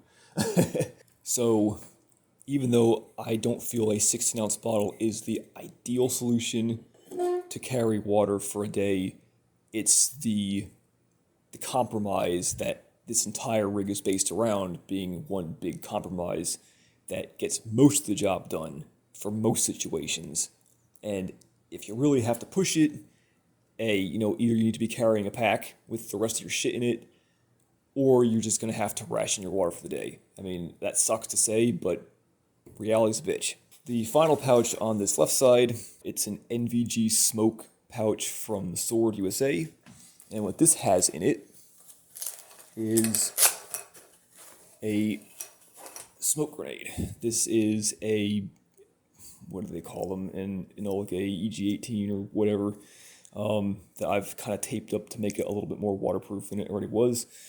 Actually, I've taped it up to make it a little bit more waterproof because these aren't very waterproof. If you know, you know. They're about as good as it gets for smoke grenades, and the EG-18X version were really good, and thank you, ATF, for fucking that up, you asshats. Congratulations, you've banned smoke grenades. It's all so terrible. Anyways, in keeping with this being a throw-and-go rig, part of the theory of use behind this being it's something that you need for immediate use. It's like I said, it's a throw-and-go rig, and in my opinion, that throw-and-go very much means like a react contact, or putting it on in a situation where you think you're going to be reacting to a contact.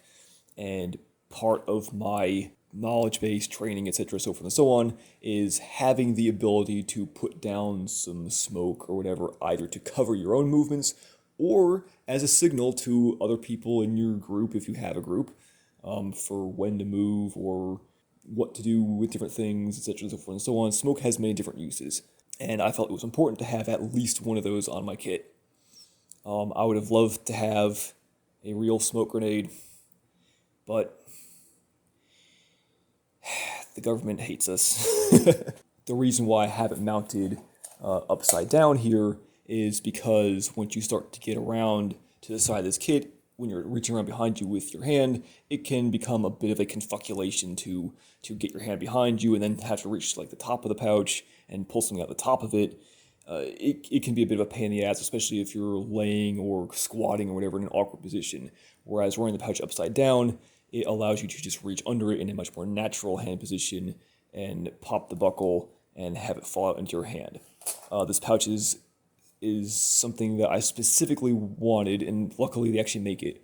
It has not only a buckle, but also a Velcro retention, because once you open this pouch, if you have a pouch that's just buckle retention, it's going to hang open and flop all over the place, and it's just annoying. It's not detrimental, but it's annoying. So this gives me the ability to just slap this back up and keep it out of the way and not dangle everywhere. Also, it gives me a little bit more security for keeping the pouch closed, just in case, on the off chance this buckle breaks or something. It's just a little bit of extra security, given that the pouch is upside down. The other reason why I chose this pouch to put my smoke in is because it's a short pouch and it fits on one strip of Molle, which was incredibly important considering I have one strip of Molle left over at the side of this chest rig here. So that's about the space I had to work with. Now, the base rig here is an ATS chest rig, which I'll get into at the end, because I had some modifications done to it that we'll talk about at the end. And these chest rigs, they're a little bit unique because at the end, the last Molle row, column, whatever you want to call it, at the end here is a little bit wider than your average individual row of Molle. So when you get to the end here, that means you've got a little bit of extra space. And for a lot of these single Molle type pouches, they're never quite exactly one row of Molle space because that's a pretty darn small area to fit something within.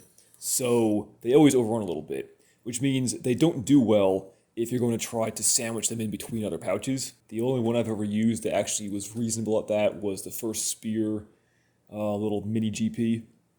Those are pretty great pouches too, but they're, zippered, of course. They're great for putting like a little spotting monocular or something in, like the Vortex 8 by whatever. I had one of those for a while with the ranging reticle. Just decided to go different ways with my kit. Aside from the first Spear little GP pouch, most of these are pretty terrible at sandwiching in between other pouches, so you're kind of relegated to running them either at the ends of your kit or in places where you don't have a whole lot of other stuff pressing against them. So it just so happens that, these chest rigs have a little bit of a unique spot on the end here where you got a little bit extra space, and for both a pouch like this as well as the radio pouch we'll get to in a minute, most of the one slot pouches overrun a little bit, and this means that they fit here a little better. The other reason why you're seeing a short pouch like this at the end, again, same thing with the radio pouch over there, is I very much optimized this all to be run with a pack, because I think it's reasonable that, if you're going to engage in things for, more than a day, or if you have extra equipment to carry for that day, etc., so forth and so on, there's a reason why, a rifle, your web gear, and a pack has always been your soldier's classic loadout forever, right? Because you just have to have somewhere else to carry your extra shit, and having that shit on your fighting load, in my opinion, is not always very efficient. I know all the belt kit people are going to lose their minds, but I don't believe in keeping a lot of sustainment on your fighting kit. Your fighting kit should be as light and streamlined as possible so that you can move and fight quickly and efficiently, but at the same time maintaining the basics of what you need to carry for the length of time you determine to fight. This is designed to be run with a pack, and through my years of experimenting with wearing these things with a pack and using packs with a variety of different shoulder strap types and everything, it's been my experience that most of the straps are going to run down your side a little bit, and if you have large pouches that go all the way to the end of your chest rig, you can run into issues with the straps either not running behind them and kind of sitting on top of the large pouches, which then turns them funny and makes it uncomfortable to wear under your armpits and such like that. Or if you try to run it down on top of it, then you've got the pack strap running over a big bulging pouch, which also is not a very viable way to run your pack straps. So it comes to the conclusion that you either there's a certain height you can get away with wearing your chest rig at.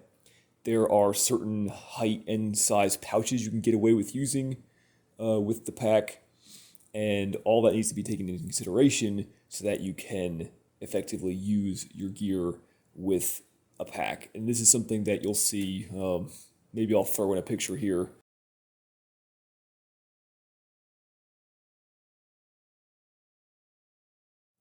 But you'll see this if you watch any of my other reviews with the packs that I've done on this channel. This is why I've been so hell-bent on talking about how those packs wear with gear, both this chest rig as well as a plate carrier, because the shape of the straps that the pack company is using, as well as how you have your gear set up, all plays a role in how well you're going to be able to wear a pack with your gear. So with this chest rig and with the pack that I'm using right now and packs I've tried in the past, the thing I've found to be the most conducive to fitting with the widest amount of straps is to make sure that on the last row of your chest rig that you run a pouch that is shorter than the top of the panel so that your strap has some area to run past. We'll talk about this more when I get to talk about the actual panel itself, but this is a 14 column wide panel, which I've found is, unless you're a very large barrel-chested motherfucker, If you're a normal sized guy or even a little bit on the thin end, about 14 wide is the widest you can go and expect to be able to run a pack with your chest rig without causing undue interference with the pack straps. It's also about the shortest you can go and carry what I would consider anywhere near a full loadout of gear on your chest rig. Anything shorter than 14, maybe you can get away with 12 depending on your loadout. But anything shorter than that is not enough space. Unless you want to start really stacking stuff up, and I've done that before and it wasn't fun. That's the more or less theory behind this. It carries what I need to carry in a spot that's convenient for me to carry it, and is short enough to allow me to optimize my ability to run the pack. At the end of the chest rig on the other side here, we have a Bees Combat Systems radio pouch. It is the insert picture of pouch here.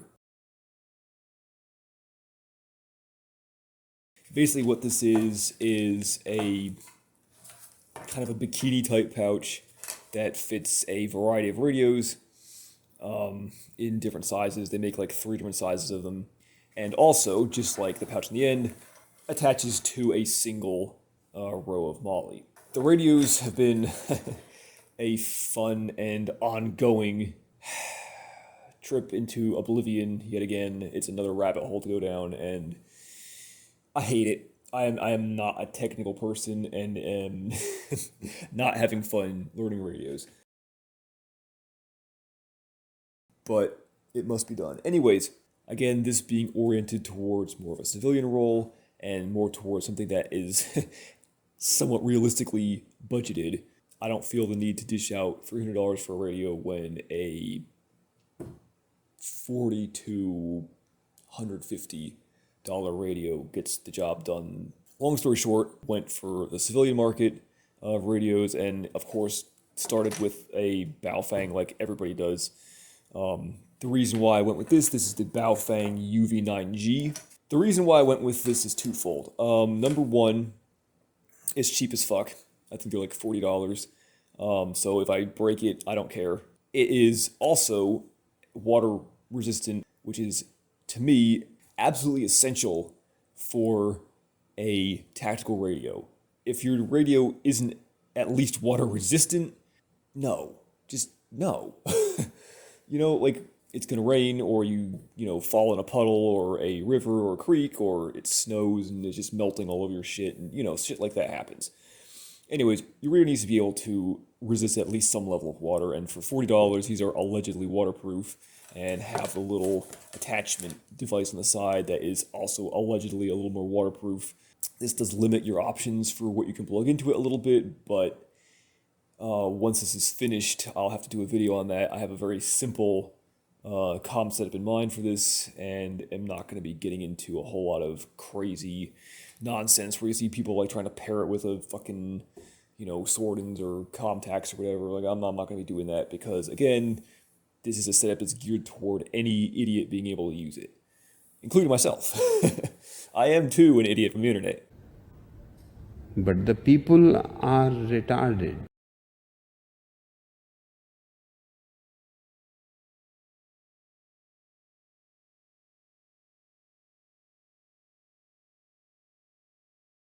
Anyways, the other reason I picked this is, again, a wide variety of antennas that are available, and finally, it's small size. These things are tiny and very lightweight, and again, for that civilian role, I too would like to save as much weight as possible. Anywhere you can save weight is a good thing. This earpiece attachment system does lead to some issues when you're trying to put it into a pouch. It's in between a little bit of a rock and a hard place here, because a radio like this doesn't fit well in a standard military style pouch like a PRC-152 pouch or a 148 pouch. It also doesn't fit well in something like a Spiritus Mutant pouch. If you try to stick it in the radio slot on the end, it's just too big for it. I mean, you can put it in there, but it's honestly a waste of space. On the flip side, this little attachment device here does make it hard to fit in some of these smaller pouches that are designed specifically around small civilian radios like the Boofwang line. For example, like Tactical Tailor makes a radio pouch for the UV5R that is another single column pouch. that I had really high hopes for using, but the UV9G is already a little bit wider than the 5R, and with this comm piece attached to it, depending on which way you want to put it in the pouch, it interferes with that because it's also about half the length of the radio, and the slot in the tactical tailor pouch is not half the length of the pouch, so it just didn't fit. So other solutions had to be found. I've got a different solution on my plate carrier because the way things fit on my plate carrier is slightly different than how they fit on my chest rig, and at some point in the future I'll be going over that too. But for the chest rig, I needed something that would fit on a single column of Molle and be able to be compatible with a radio that has a large earpiece attachment on the side of it. So a bikini pouch like this seemed like the solution, and after looking around on the market, this seemed to be about the only solution that's available that is any level of non-Chinese build and seems to fulfill the role I need. Anyways, it fits on one Molle column. It's pretty okay.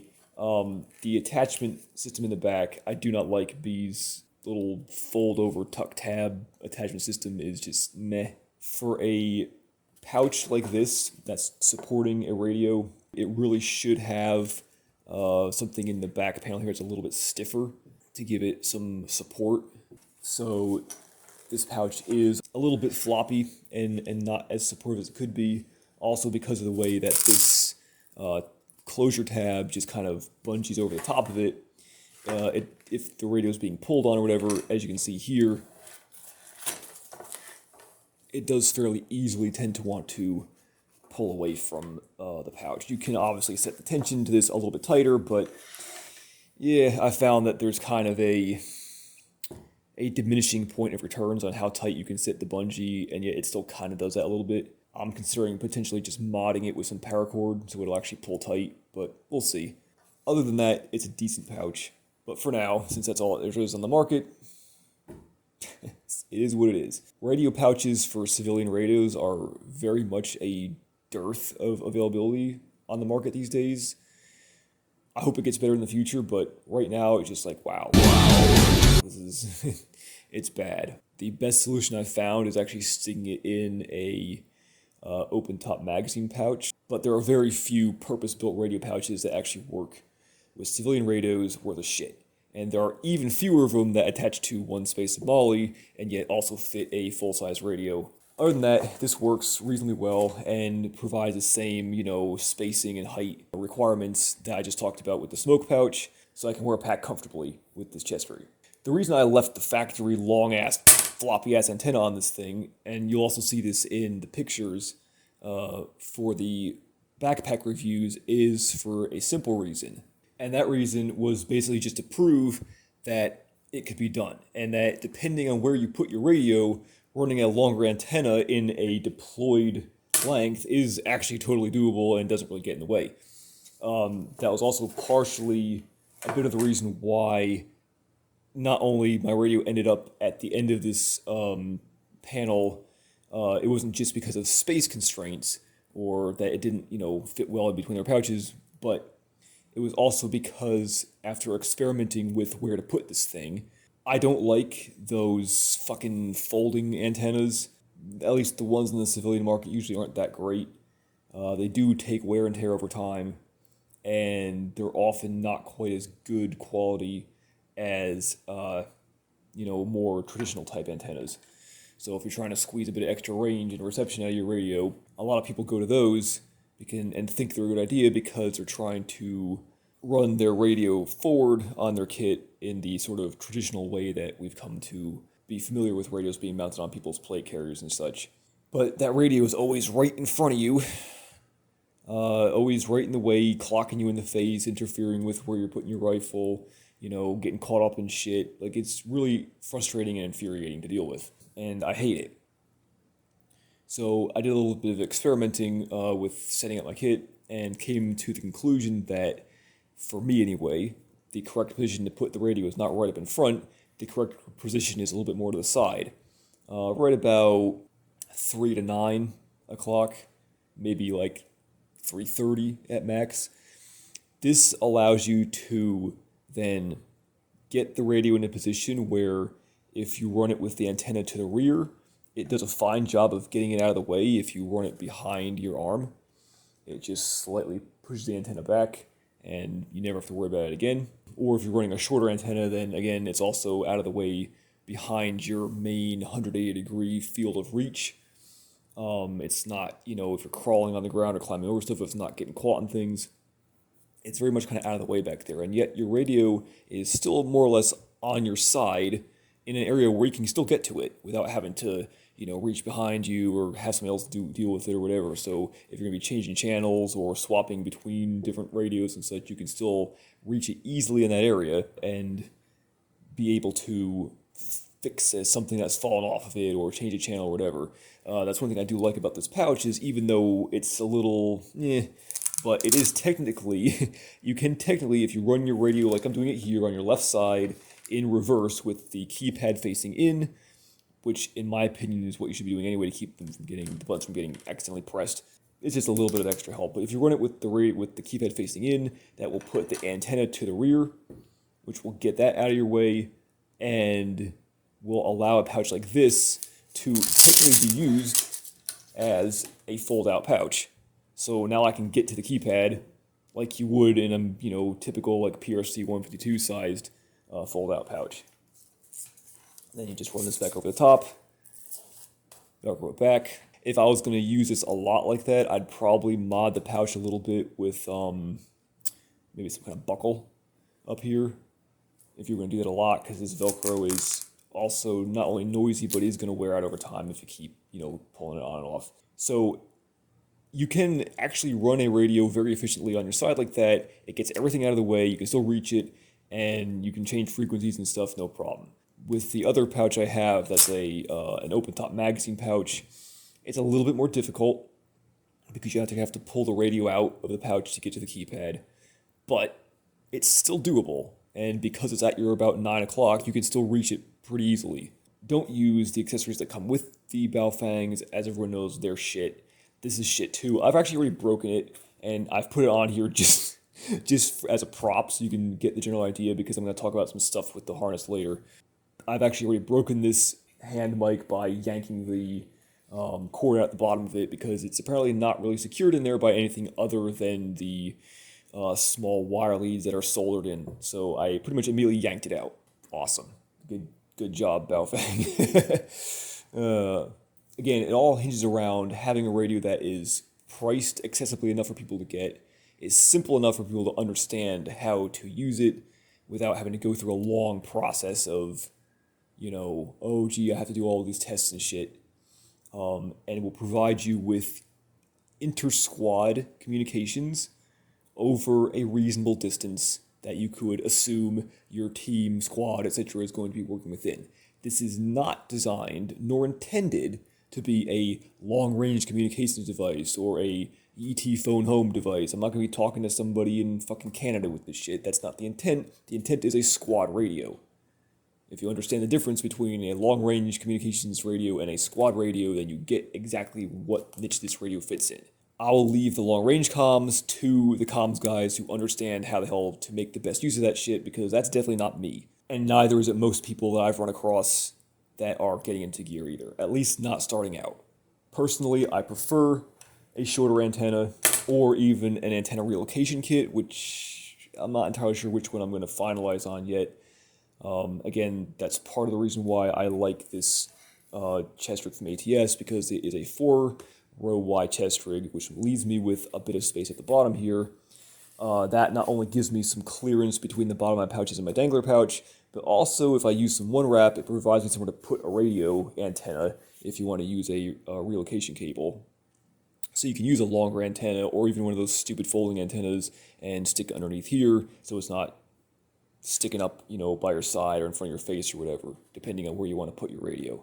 Alright, anyways, I think I've blathered on enough about radios because nobody cares about this shit. Life. Don't talk to me about life. What we have here is a upright GP pouch from a company called UR Tactical. This is my medical / special purpose pouch, and is one of, if not the best pouch I've come across on the market for $20 in like 12 years of doing this. It's really good. I got one of these just on a whim to see if I'd like it, and not only is it better built than I thought it was going to be, but it's also got a whole lot more space in it than I thought it would have in it. It's, as you can see, for its size, incredibly expandable. It mounts to a 2x3 upright area of Molle. It does overrun that space a little bit. So if you're trying to sandwich this in between other pouches in an area where you have other large pouches, you may run into a problem with how much you can fit in it, because it's either going to have to compress a little bit to fit between other pouches, or you're going to have to space things out a little bit. As you can see here, it's got my IFAK shit in it right now, and it is definitely full, which means it's taking up all the space. I don't know if you can see this on video, but it does overrun from where it attaches to about half an inch on either side. Again, this goes to playing into why I like this chest rig, because you get that extra bit of space at the end here with this like Molle and a half space. So with this overrunning, I still have an entire single Molle space worth of space here, so that it doesn't really impact that too much. And when I'm wearing it and it's, you know, folded around my body, having it overrun on the front end doesn't make a difference because of the way that it's angled out. So it doesn't interfere with getting pressed up against my magazine pouches. Anyways, on the inside, I have my do-it-yourself IFAK. This is a bunch of medical supplies in a plastic pull-zip bag. If you're going to do a DIY IFAK, these are the kind of bags I recommend, because they have this large tab. It's easy to get to and pull, unlike a regular Ziploc where you have to kind of find the middle of it and fuck around with it. This one, there's a tab right here, you yank it, and if it doesn't work, you just grab the whole thing right here and yank the whole zipper off of it. So, much better.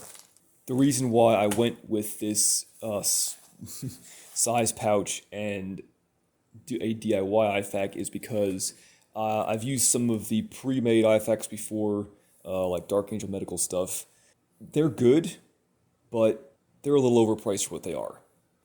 They're good for people who do not have any understanding of what they want or need, but they know they need some sort of medical supplies. So it's a good starter thing, and that's indeed why I got back in 2013 when I first started all this shit.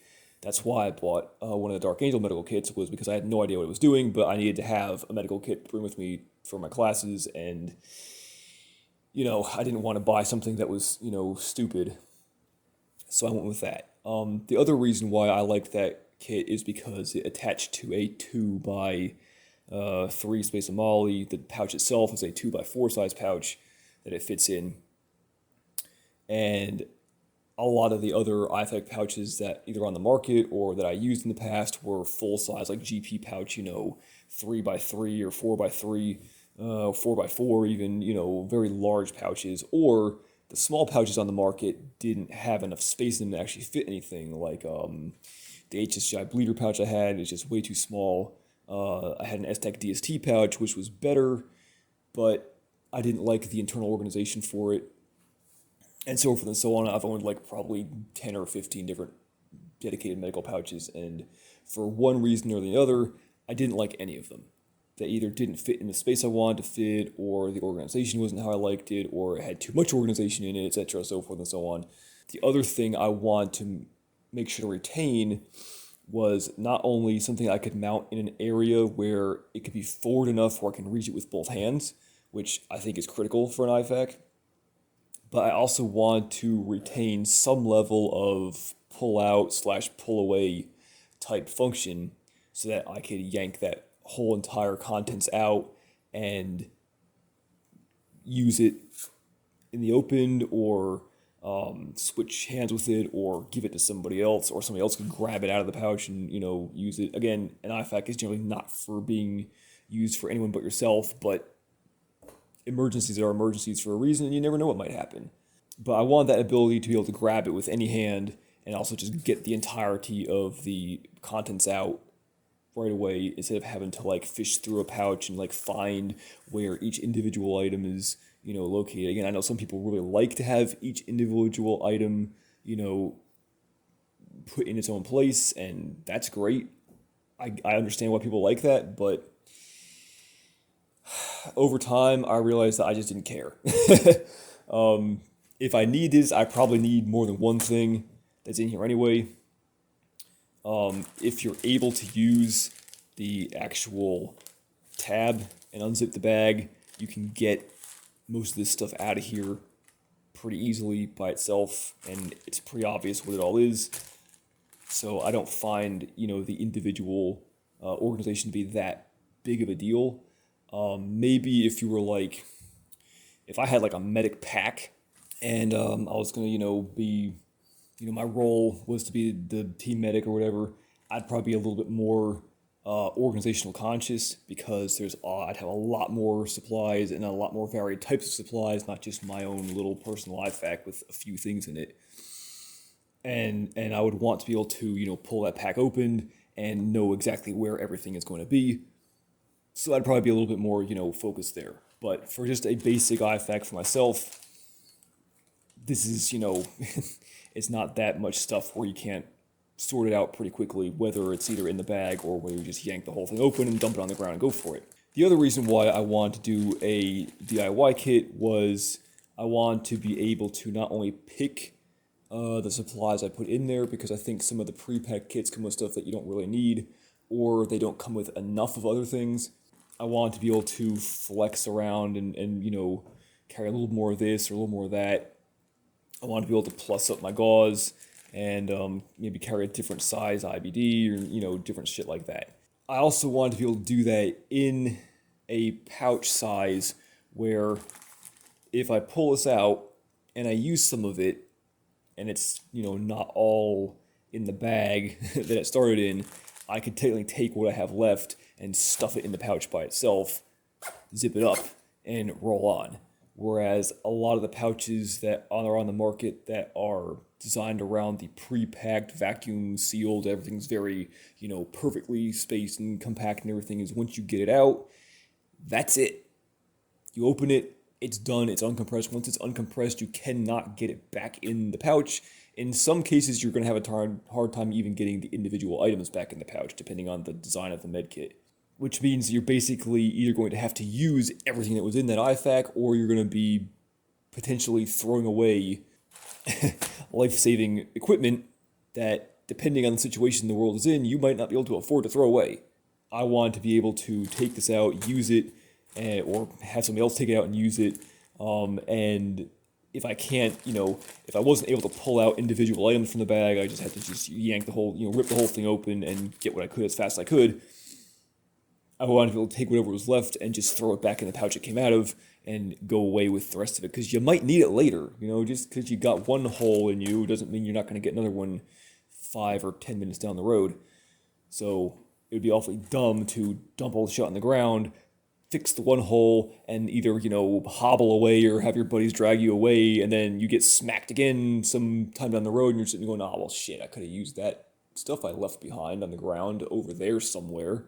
This is something I see too, and I think some people are going to look at that and go, oh, well, there's a perfect, a perfect reasoning for having your IFAK either have a lot of organization in it or have some kind of insert in it that's really super organized so that you can pick each individual thing, and that's well enough. But I've seen a lot of those pouches too are also of a design like clamshells out, and there's no guarantee that I found that under movement and use of that pouch over time, if you're not constantly checking to make sure it's where you left it, where if you yank that pouch open and it clamshells out because, ooh, it's a clamshell pouch, so it's super rapid access and whatever, there's no guarantee that any of that shit in there either hasn't already come loose or isn't going to come loose when you yank that pouch open and now it's all falling out on the ground. Or at least parts of it have fallen out on the ground anyway. I don't know. I haven't I haven't owned a pouch with organization in it that's been really reliable. And the other thing too is a lot of that organization is, it's elastic, which wears out over time, especially if you've got your supplies in your pouch and they're all sitting in that pouch for weeks, months, maybe even years. depending on, what you're doing with your stuff. And over time, that elastic is now stretching out. It's taking a set for, what you've got stuffed in it. And eventually it wears out. So if you have a pouch that you bought and it was an expensive pouch and had all this organizational stuff in it and everything, eventually that pouch, as an organizational pouch, is going to be useless because that elastic doesn't last. So what the hell good was it to spend all that money anyway in the first place when you could have just bought a basic pouch and stuck your medical supplies in there in like a bag or a couple bags, or made up your own organizational panel that you can remove. The only pouches I've seen on the market that I like that have organization are the ones that either have an insert that you pull out, because then you can always replace that insert, or have either a removable or sewn in area that uses shot cord, because then you can replace the shot cord. Those are the only types I would use if you wanted organization. If it's all pre-sewn into the pouch, fuck that shit. It's just a bunch of extra expense that's not going to last. Anyways, I really like this pouch. Like I said, for $20 and an overseas pouch at that, this is absolutely excellently made. It's a little bit less ideal on if you were going to put this on the front of your kit, if you were going to run a short panel to put on a plate carrier or a micro chest rig or something like that, and you've got other stuff you're going to stack up next to it, it's a little less ideal. But for running along the side like this at the 1 o'clock, 2 o'clock area, perfect. I'm also making a big stink about this pouch, not because I'm saying you should go out and buy this pouch, even though it's well worth your money. I'm making a big stink about it because you can do this with any GP pouch. This basically removes your need, especially if you're on a budget, to pay a lot of money for a specialized medical pouch. You can take any GP pouch, or my personal favorite, maybe I'll have to do a video on IFAK pouches later. My personal favorite is find a surplus saw pouch, or even better yet, a canteen pouch. You do the exact same thing. Take your medical supplies, put them in a bag, stick them in the pouch. All those are pouches that exist on the surplus market for $20 or less. Or you can take any zippered GP pouch in whatever size you choose for your medical supplies and do the same thing with them. And those are, even if you buy them new, you can still find some basic GP pouches for $30, maybe $40, somewhere in there. Not counting, surplus shit. So it gives you a very simple and budget-conscious way to spend your money on the interior supplies that actually matter and carry quite a lot of it on you, instead of being shoehorned into very specialized equipment that carries very little for a lot of money. Your mileage may vary, but that's after years of fucking around with a wide variety of medikits. That's just the way I see it.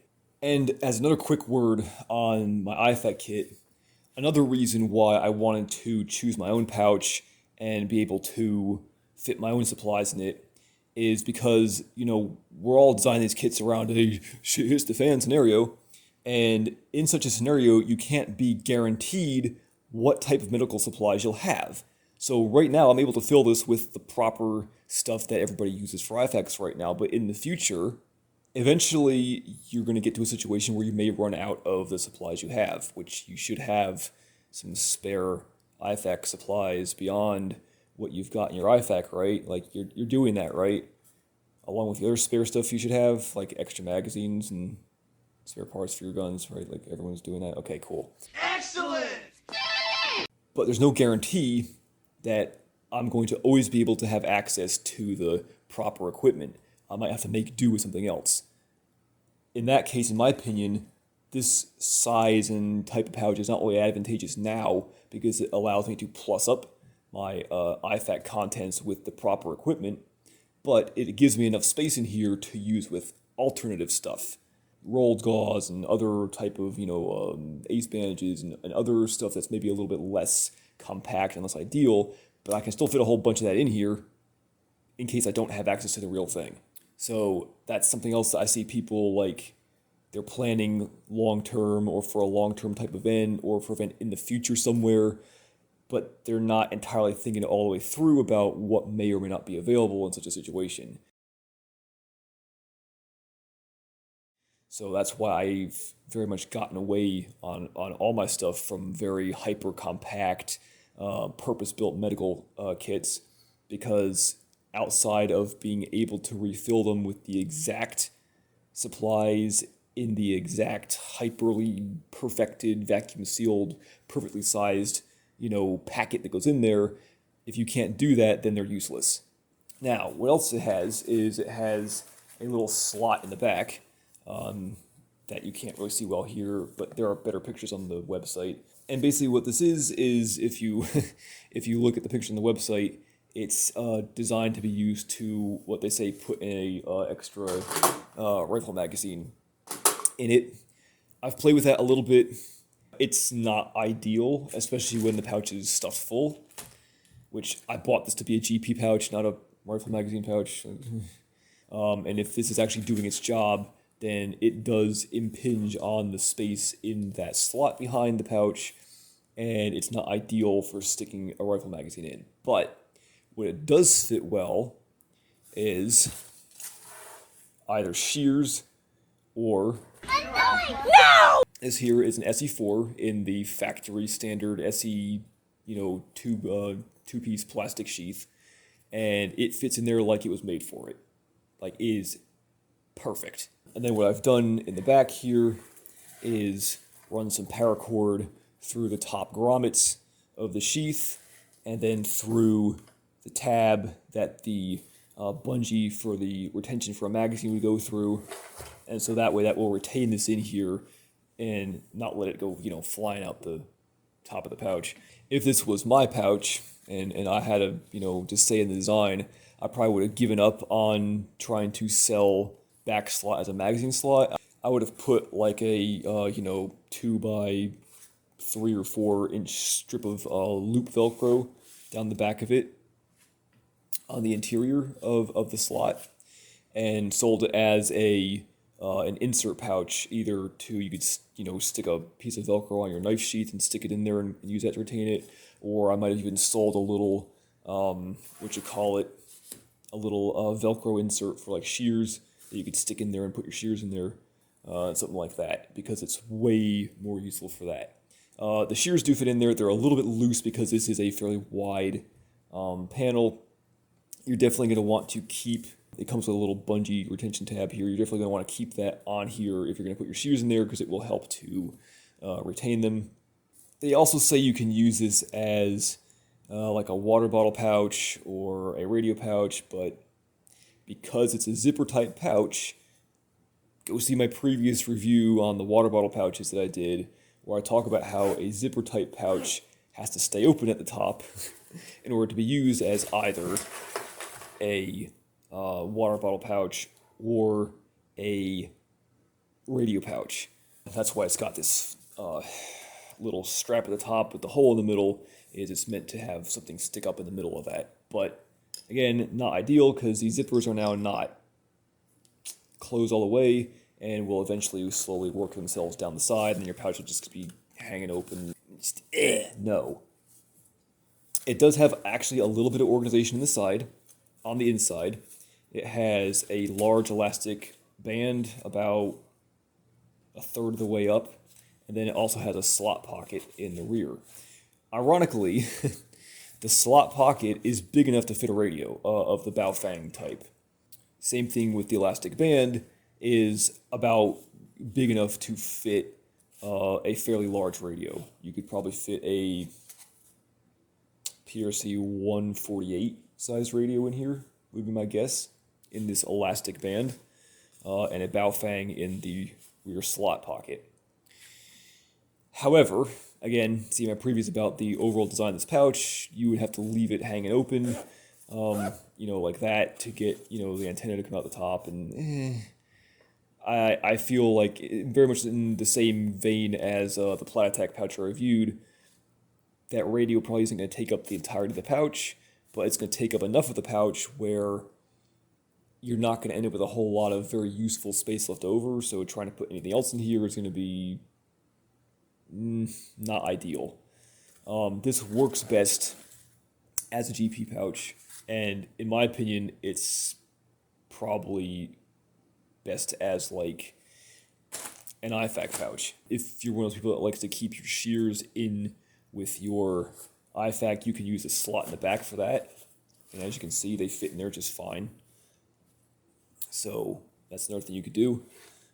I don't like to keep my shears in my IFAK. I like to keep my shears separate from my medical shit because all this stuff takes up a lot of space in the pouch. And I want to be able to maximize the space in the interior of the pouch where I need to put the medical supplies that I actually need to carry because I want to fit as much as possible in the smallest footprint possible. I've always found that adding shears, especially proper ones like this, takes up just a fucking lot of space in there that I need to be putting the actual medical supplies I need to carry. So I've always carried these separately, and I've always just stuck them behind a row of Molle somewhere on my kit. That's the other thing that is nice about this little thing here. It can hang up a little bit when you're drawing the shears, but I've also found that once it's stuck behind something, it kind of helps to catch on it a little bit and keep it in place. Also, so my knife. We'll go quickly into that. This is an SE4. Factory stock, everything's factory stock. There's no changes to it. In my personal opinion, this is one of, if not the best budget blade on the market. SE has a very proven track record for their knives being decent quality. Yes, they are $10.95. Yes, they will rust if you sneeze in their general direction. Obviously, you need to take care of your knife a little bit when it's a $10.95 knife, more so than if it was a cool steel like S3V or CP, whatever the fuck, you know, whatever. Yes, those are better steels. There are knives with better steels out in the market. They are going to be more expensive than the, I think, what did I pay for this? $80. For a good quality 1095 4-inch blade with a decent quality sheath from the factory, you're just not going to find a better knife at a better price ever anywhere. And I know I'm going to get all the Mora guys that are going to chime in the comments and go, oh, my Mora's $30. Ew! I'm sorry. I know they're good knives. I know Mora has a rep for being like the Pores brand, but I just hate them. They look like fucking Tupperware. And it just, no. Okay, no. Half the game here is looking cool, and those look like ass. I'm sorry. I know they're decent knives, and they're like $30, and that really is kind of the budget brand, but just, they're just so fuck ugly. There you go. There's my grand reason for hating Mora. They're just fuck ugly. I'd rather have one of those Glock field knives than that. At least they look kind of cool. Deal with it. Yeah, motherfucker. I don't know. That's cool looking is not the basis you should be choosing your gear on. But I also don't like, and again, this is just for me, I don't like the blade size and profile. I don't like the handles on them. They're supposed to be grippy, but I've never found it to be grippy. I find that when my hands start to sweat, that rubberized stuff just isn't grippy for me anymore. Your mileage may vary, but I just don't like it. I really like blades with either G10 or micarta handles. That's always been a far superior gripping surface for me. That's just, the way I see it. The SE4 fits a really unique niche in knife sizes where it's like a 4-and-4. So it's a 4-inch give or take blade and a 4-inch give or take handle, which all comes out to be about 9 inches overall. I've done a ton of experimenting and shit with trying to attach a knife to my gear. You see this all the time. People asking, how do I attach a knife to my plate carrier? How do I attach a knife to my chest screw? What do I do? And usually it's people, once you start asking them questions, usually it's people trying to attach knives that are way too big to carry. The other option I see is people carrying really, really small knives that are honestly just too small to be useful. After a lot of experimenting, I've found that about a 9-inch overall length is the sweet spot for getting a useful blade and a handle in a size that you can actually get a hold of, both barehanded as well as with, gloves on. This is important because a lot of knives I see that are like compact type knives either focus on blade length to the detriment of the handle or focus on handle length to the detriment of the blade length. So you get a knife with like a, full-size handle and then like a little 3-inch blade, and it's just like, nah. It's not, it irks my sense of proportionality, if you will. Anyways, I know that sounds, like I'm harping on aesthetics over function, but I very much believe there's kind of like a sweet spot for everything. Kind of like rifle barrels and handgun size and so forth and so on. There's just kind of that niche that certain specific things fit, and they fit them well. And the 4x4 overall 9-inch size profile for a knife I have found is about the biggest size knife you can get that will also be small enough to fit on your torso worn gear and not egregiously interfere with you using that gear, and yet also will retain the ability to have a blade length in a size that's actually a really good overall general purpose length, which I think like a 3.5 to 5-inch blade length is right in that sweet spot, which I believe like the 4 to 5-inch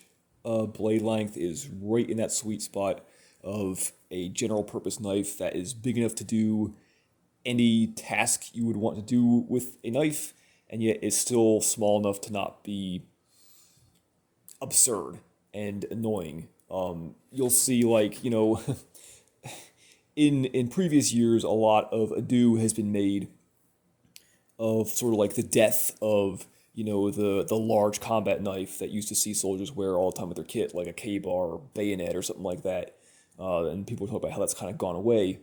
And that's true to a point because, not a lot of people use bayonets anymore, but you've also seen a shift away from the large combat knives. And I think that's because people that are doing this shit for a living also have cottoned to the fact that you don't need a huge-ass knife to do most things a knife is going to be needed to do. Whether it be a utility task or a bushcrafting task or a shank a bitch in the neck task, whatever, you can use a smaller knife and do most of what a knife needs to do. And that's why I like the 4-inch to 5-inch profile. It can do pretty much anything. And in my opinion, your knife is a tool first. I don't view a knife as a go-to combat weapon. If I'm down to using my knife as a combat weapon, something has gone horribly wrong, and I'm probably about to die anyway, so fuck it, right? I want the knife on my kit, especially on a chest rig like this that might be flexing into more of a in-a-woods recce kind of role. I want a knife in my kit to do all the things that you might need a knife to do, which is cutting shit, chopping shit, carving shit. If you're familiar with any level of either wilderness survival skills, bushcrafting, or even infantry type combat skills, there does seem to be a recurring need to have some sort of knife to cut things that aren't necessarily combat related tasks. So I've focused my, and like a lot of people, I came into wanting a knife on my kit because I wanted a defensive blade, the classic get off me bitch knife, right? That everyone seems to like want to mount to their plate carrier. But then I realized that a lot of those knives aren't well suited in the way their blade is profiled and the size of them and all sorts of shit, aren't well suited to utility tasks. Most of the time when you use your knife, it's going to be for a utility task, not for shanking a bitch in the neck, right? So why am I focusing this extra piece of gear, this extra weight, etc., so forth and so on, the extra space it's taking up on my kit, why am I focusing that around like the 1% of use I'm going to get out of it? Potentially, maybe, at some point in the future, I don't know will happen. Whereas, alternatively, I can buy a knife that's designed more towards an actual utility role, and I can use this for anything I want. I can take this camping with me tomorrow, and it will do all the camping tasks I need to do. Why not? And yet, it's still got a point. It's still of a reasonable enough profile where it's, good enough to get the job done if you had to use it in a combat role. And importantly, the 4-inch to 5-inch blade profile is not only a really good size for standard camping, bushcrafting type tasks, but it's got that critical length you need to get to the internal organs if you had to use it in a combat role. A smaller knife may not always get the job done for that level of penetration, and yet a bigger knife is often simply too cumbersome. So there's my long-winded rant on knife theory, why I carry a knife, and why I carry a specific size of knife. The other knife, actually, I found on the market that has a lot of potential to be a really good knife to put in your kit was the Benchmade Adamus Fixed. I think it's with the 375. But the downfall of that knife is the absolutely terrible sheath that it comes with, and that it comes with no grip scales for the handles. I've seen some other companies out there, I think on eBay, I've seen a few that make scales for the handles these days, but you're pretty much going to probably have to make your own sheath or have someone make one for you because the factory sheath is ass. That's the other thing that's great about the SE4, and I think also the SE3. The sheath is the right width to fit exactly within 2 rows of Molle, which means if you don't have a pocket to stick it in, or you don't want to get like like a little winglet to attach to like the inside of your cummerbund or something to slide it into, if you have it in a situation where you absolutely have to attach it to Molle, this sheath is the exact right width where you can use some like blade tech Molle locks and attach those to this and attach it to 2 spaces of Molle, and it will fit pretty darn well. Or you can, zip tie it like a heathen, whatever you chose to do. I'm making a big deal about the SE4 because this is one of the few knives on the market that not only fits a budget pretty much anybody can afford, but also does literally everything well when it comes to mounting on your kit. Alright, the next thing we're going to talk about is my Dangler pouch.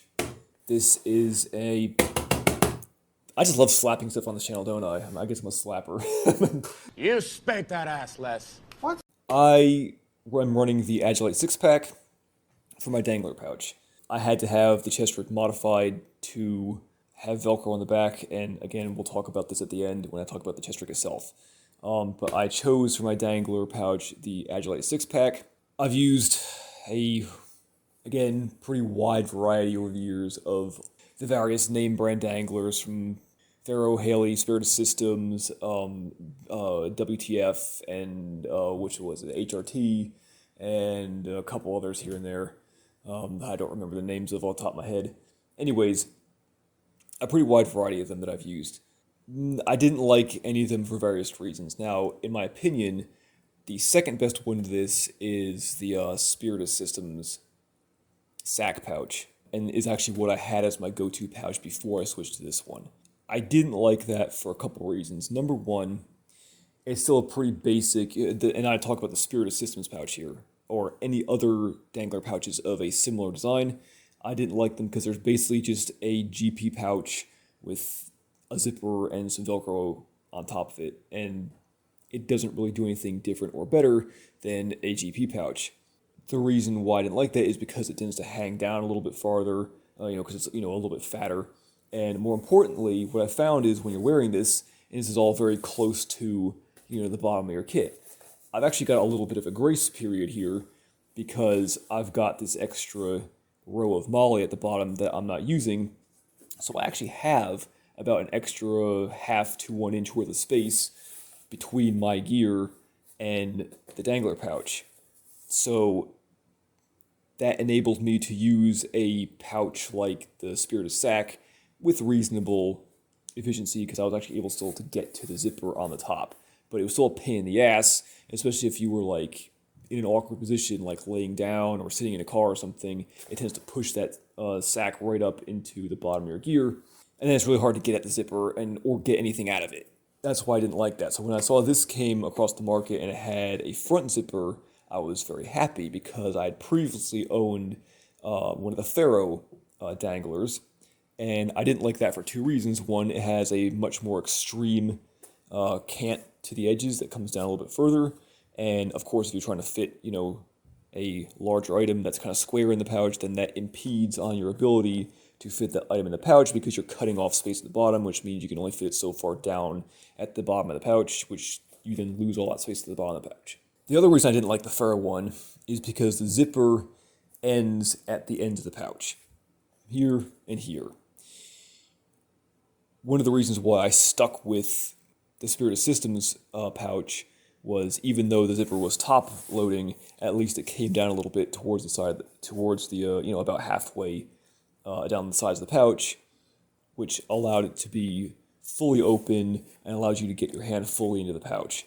Whereas when you have a zipper like this that ends within the confines of the edge of the pouch, these edges are actually more restrictive than you think, and you have to fit your hand or your item that you're putting in there within the boundaries of that zipper. And what I found this leading to with the Ferro pouch was the zipper ends, let's say here and here, but the pouch is wider than that. So what happens is either you have an item that you can fit in the pouch, but you can't fit it in the zipper, or you have items that you can fit in the zipper, they go in the pouch, and then when you try to pull them out, they get caught on the edges of the pouch underneath the zipper on the inside because there's space on the pouch beyond where the zipper ends. It was really infuriating.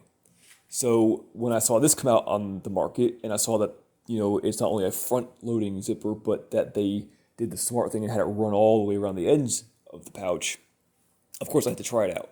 And it seems to be working as advertised, but I picked this because not only did it have that critical wraparound front-loading zipper, which does seem to work as advertised and I very much like, it's a little bit shorter and a little bit wider than some of the other GP pouches in the market. So that, again, was also something I was looking for, was a GP pouch that had a little bit more room in it without becoming even longer and taller and more ginormous than, a standard sack type pouch was already. I wanted to get a little bit more space and capacity in the pouch without having to greatly expand my footprint. The other reason why I liked this pouch is because it has the ability to convert it from a Velcro attached Dangler pouch to a fanny pack type pouch. I think that's a great idea.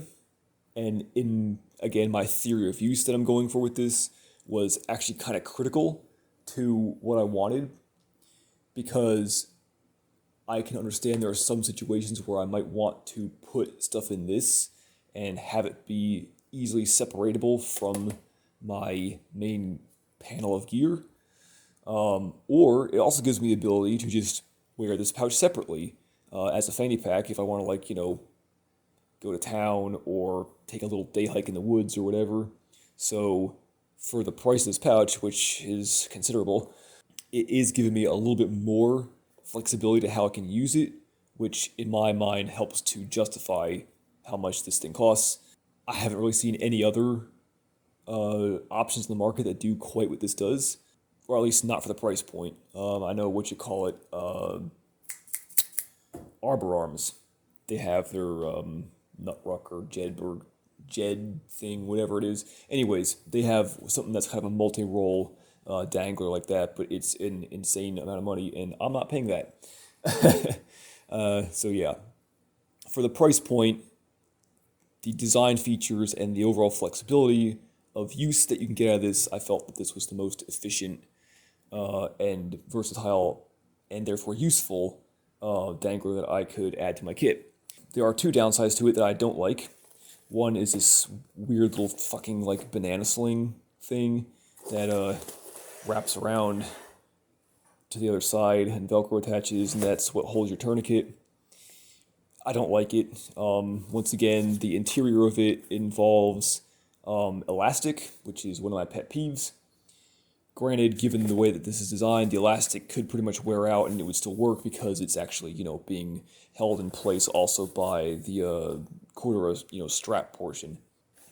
But I don't like it also because this area in the back here, it attaches pretty well, but I don't know why they only went with a little 3/4 inch piece of Velcro when it could have been, a 2-inch slot to match up with this, because I found what happens, especially with this, is if this gets caught on stuff, it can kind of start to pull away at the Velcro here. So there is a possibility, especially if you're wearing it as a fanny pack and you're like gonna slide it around your waist to move it from front to back. There is a possibility here that you could have this catch on something and yank off, and now your tourniquet is kind of dangling in the wind. I would much have preferred, and there is space for it on the bottom of the pouch here, I would much have preferred some horizontal Molle webbing, and just let me attach my own pouch to it.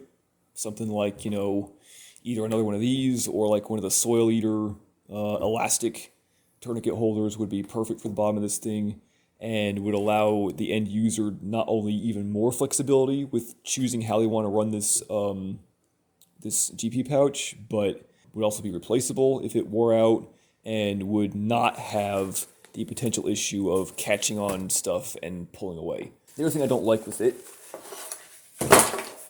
is it only has a 2-inch area of Velcro to attach to the back of your gear, chest rig, whatever the hell you're going to attach it to. So what this is clearly designed for is to be tucked into like a plate carrier, behind the plate bags where you would usually attach this thing.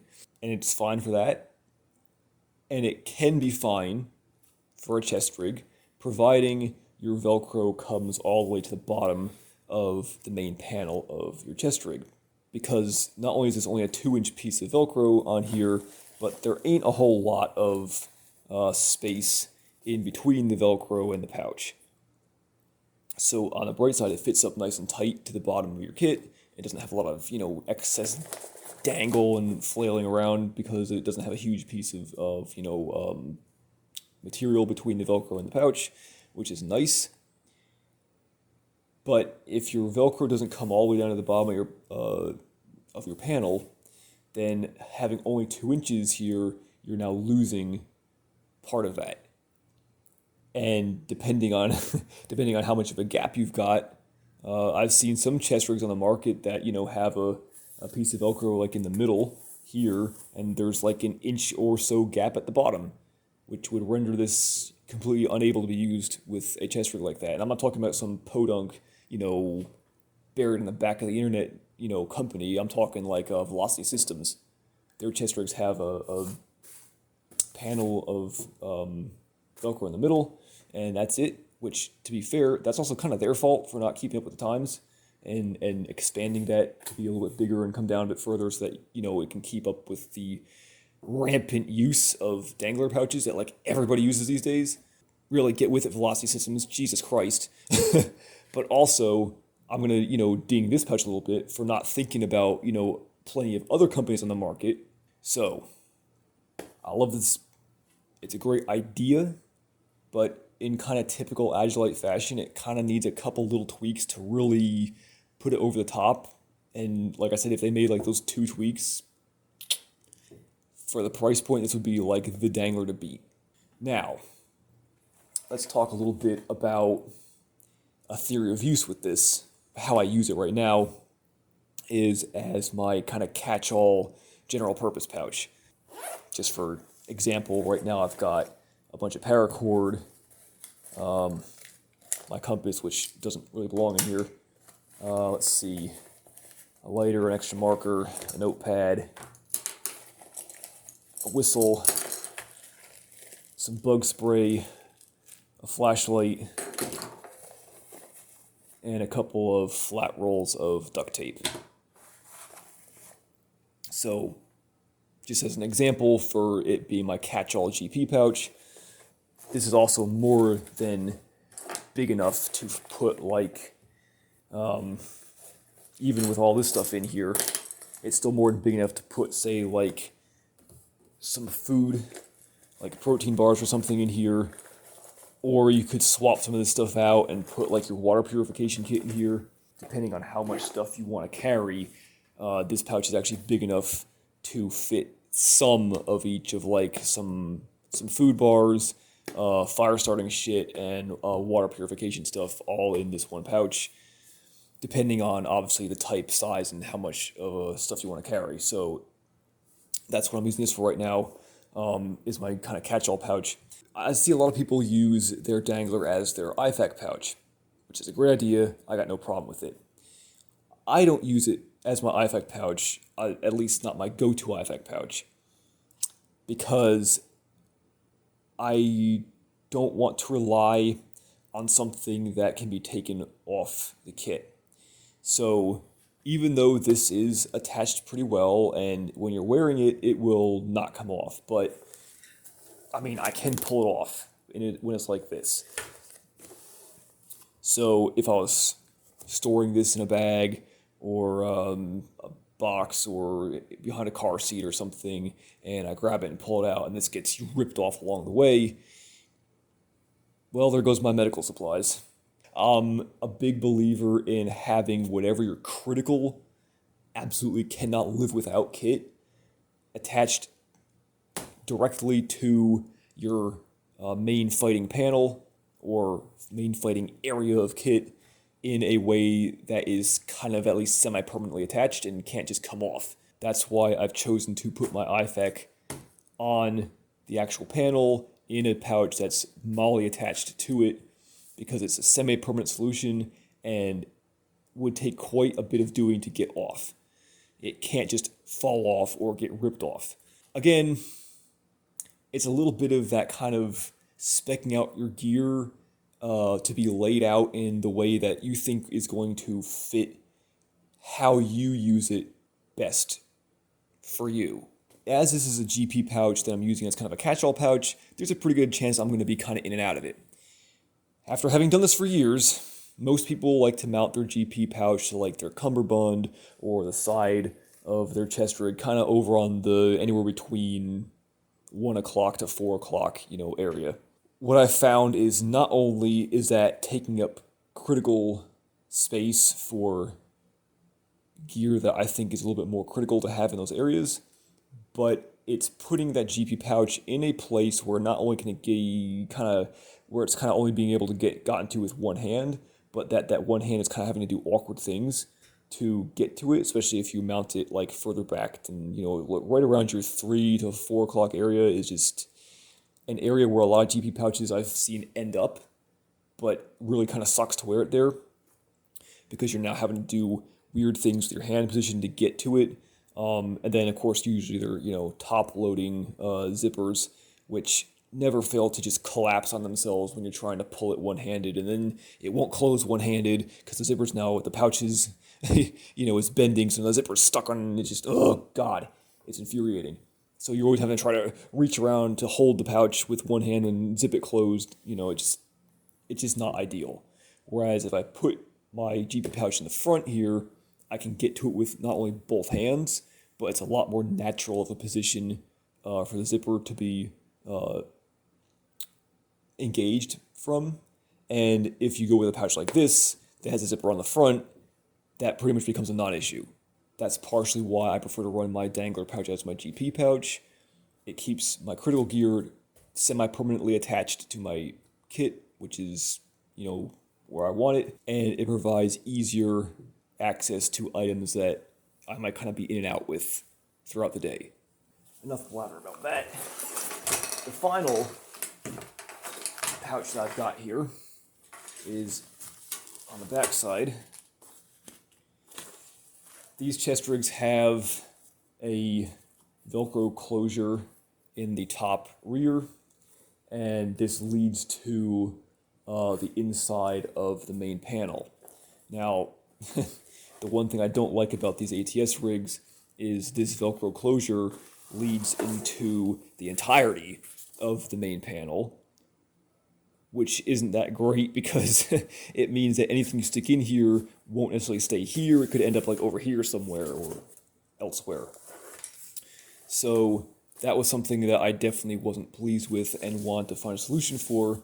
I also wanted a pocket that I could use, again, since this is a chest rig and it is kind of geared a little bit more towards an outdoors, recce kind of role. I want to have a dedicated slot where I could put like my map and compass.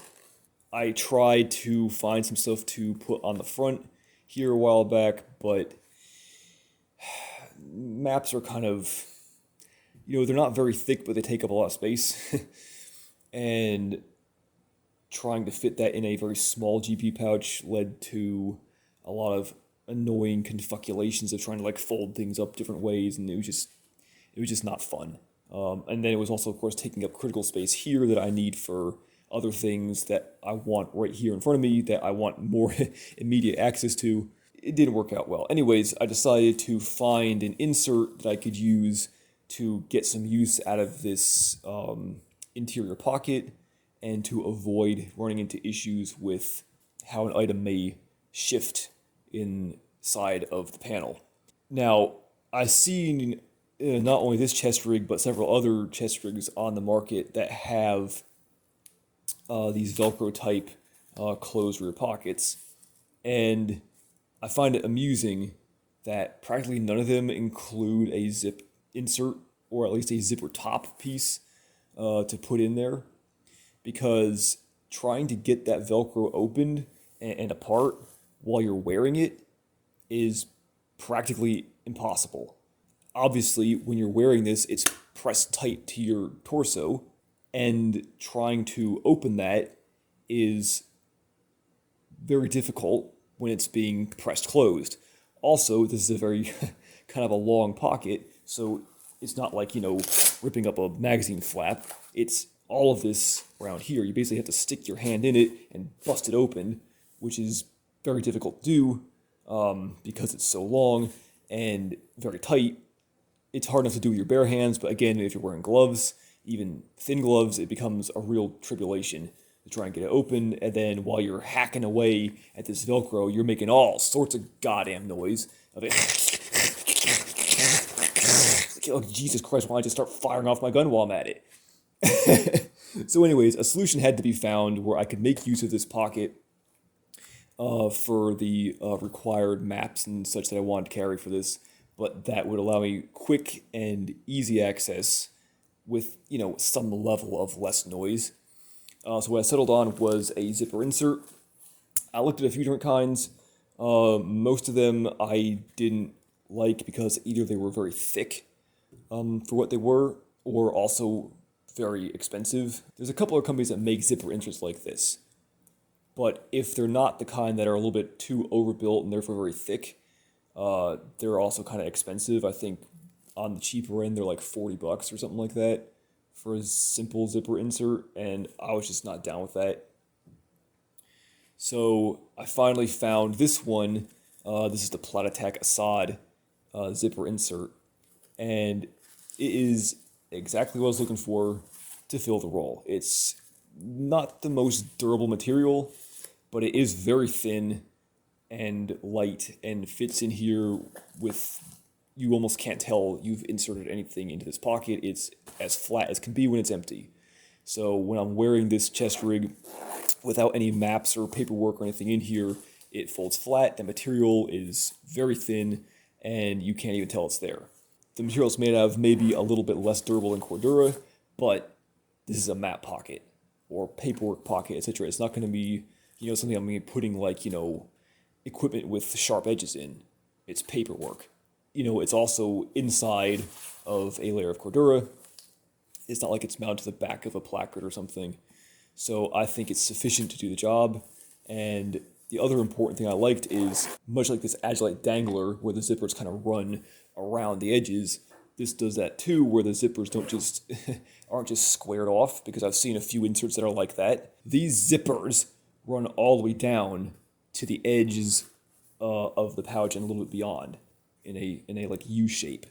So that ensures that the top of the pouch opens fully, and you don't have corners that are getting, your hands getting caught on, or whatever you're trying to pull out of the pouch is getting caught on, because paperwork has a nasty habit of, catching on corners and shit. One more thing with this little pouch is that on the inside, on the, front or rear, depending on which way your Velcro aligns, it has two large elastic insert pieces. Well, it's not an insert, like it's sewn in. So they're very large, like, easily enough to stick my hand in each one of them. I suppose they could be useful for something like if you want to put like an individual notebook in here. It could be used as a divider like that.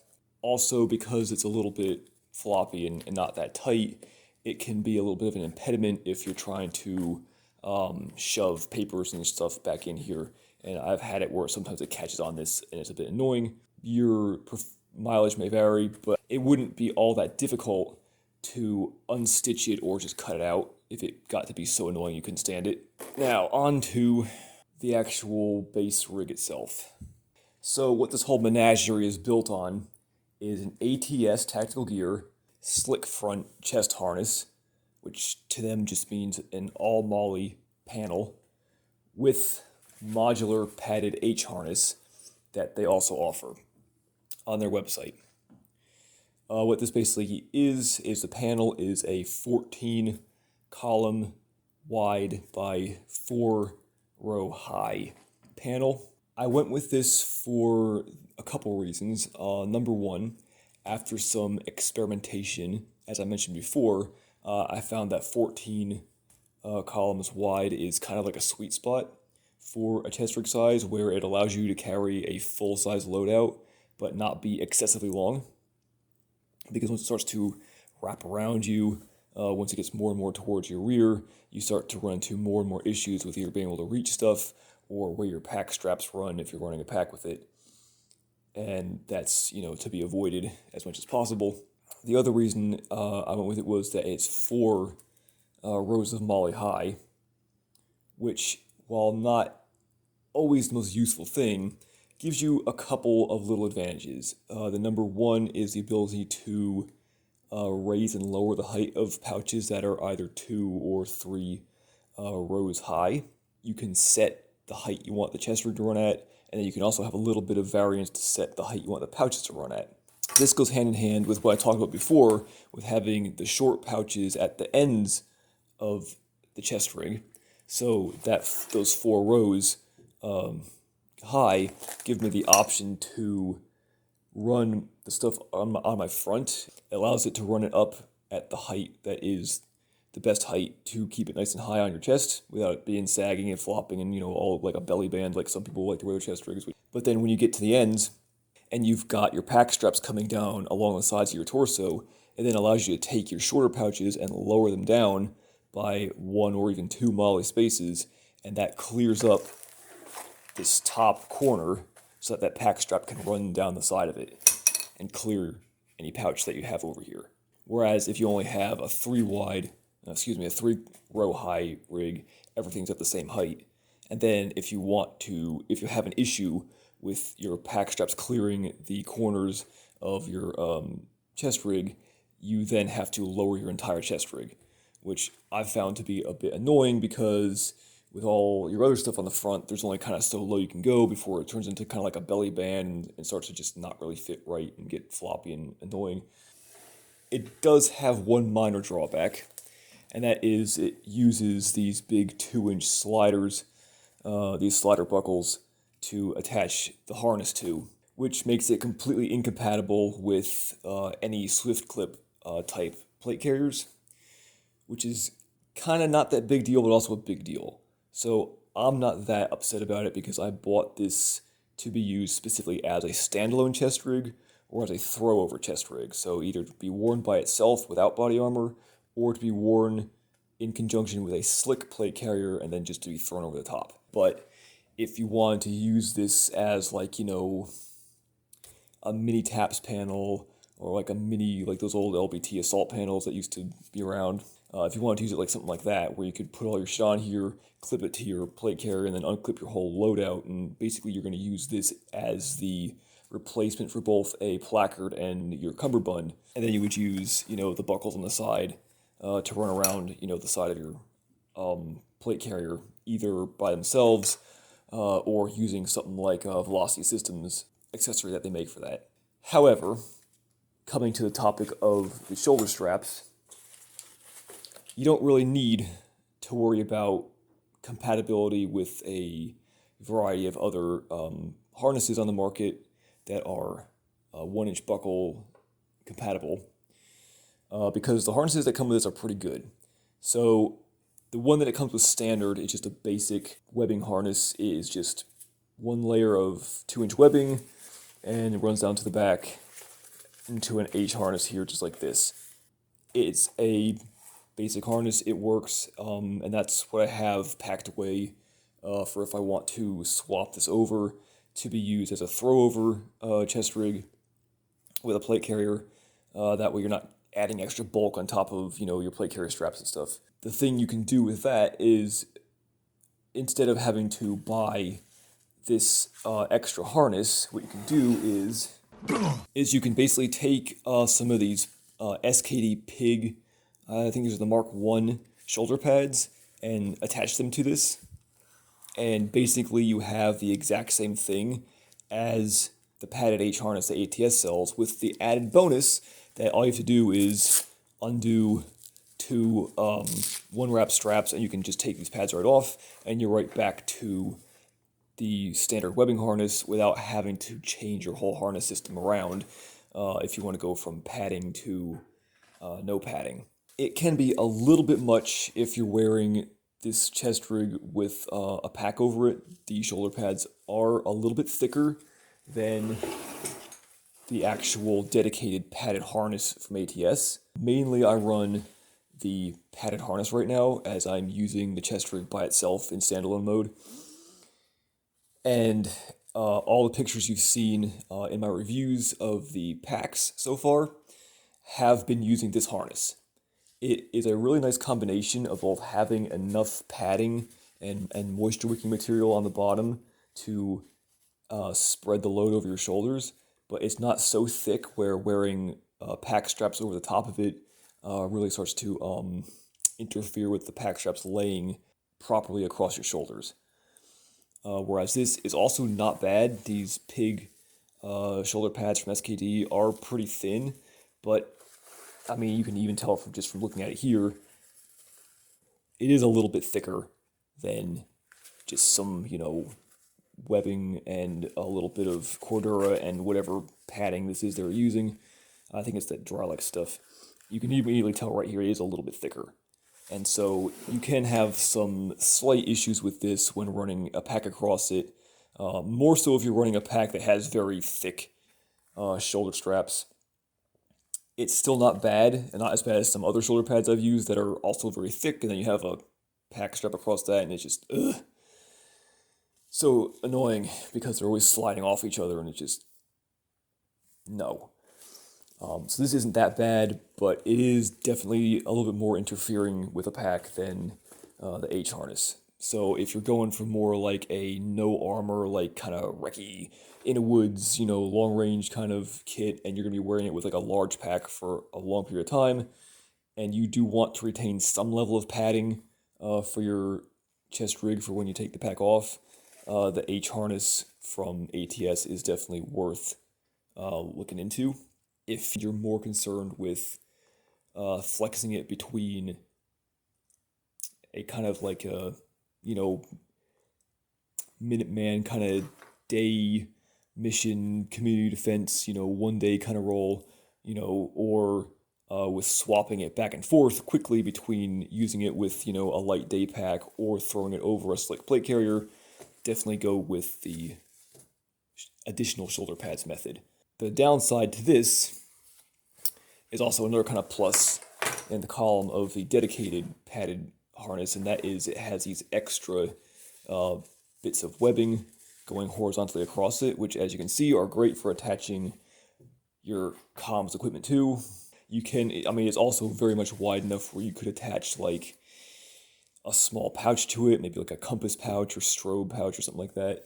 Or if you want to be a super cool guy and put your knife on it upside down like a real operator. Man, you are one pathetic loser. No offense. Yeah, you could do that if you want to. But I think the best use is for your comms equipment.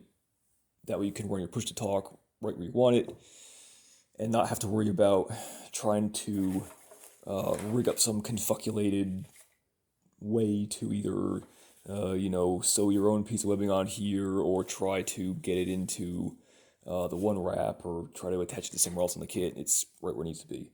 This black piece of one wrap here was for my hydration bladder I used to have for this, so I would run the tube through this.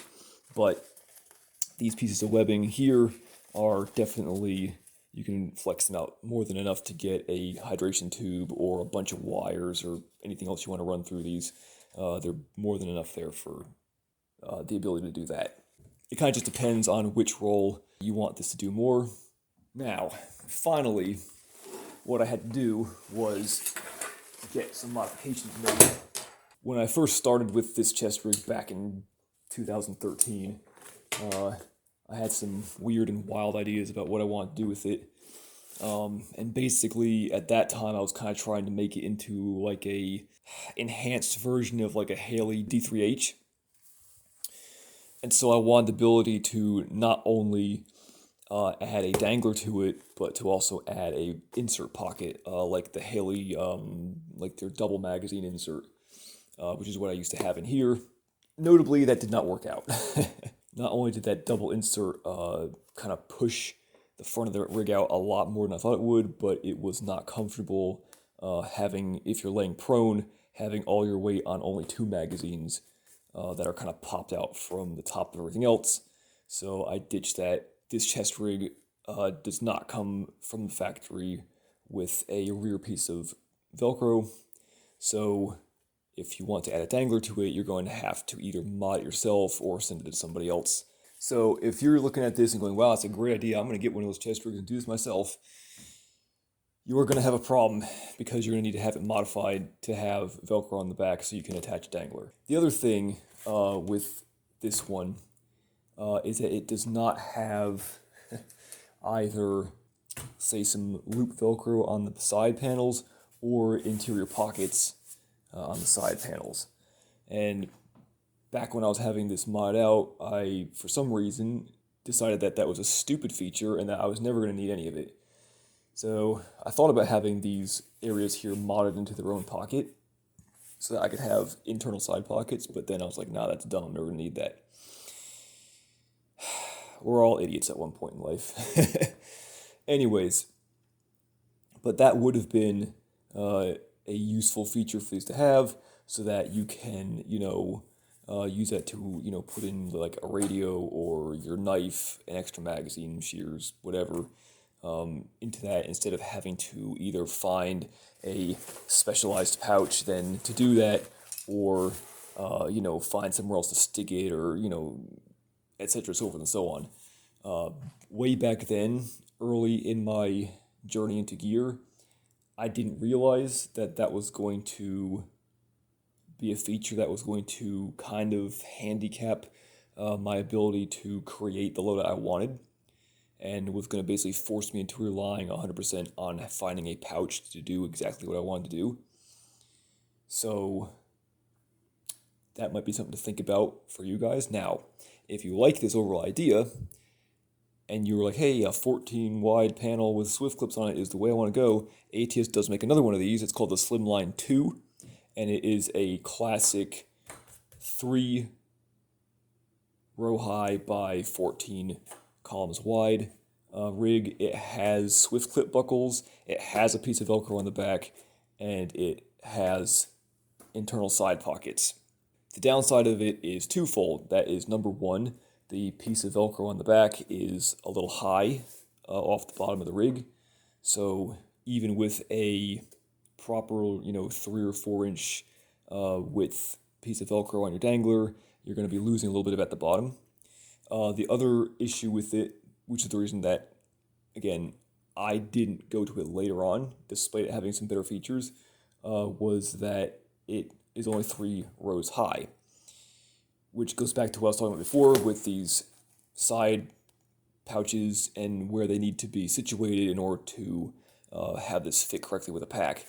Whereas if you're running a chest rig that has, 3 rows high, everything's running at the top row and down, and you're kind of stuck with it being there, at which point then if you're having issues with your pack straps interfering with your pouches, you have no choice but to just lower the entire chest rig. Depending on your body type, that could be annoying. But other than that, if you don't think that's ever going to be a problem for you, I would highly recommend, if you were starting out, to go with the Slimline 2, because the upgraded design features are well worth having. So anyways, pretty much the long and short of my go-to general purpose multi-role chest rig loadout. I hope you guys got something out of this video. If you got any questions about these items or how it's set up or so forth, leave a comment. There is going to be a list in the video title section of all the pouches that are on here, with some exceptions because some of these don't exist anymore. But for most of it, and as well as the chest rig base itself, there's going to be links in the description, so if you don't know what something here is, just check the description. Alright, so thanks for watching this extremely long-winded breakdown of a fairly simple chest rig loadout. Stick around, and I hope to get some more reviews and other breakdowns done for you in the future. Stay tuned.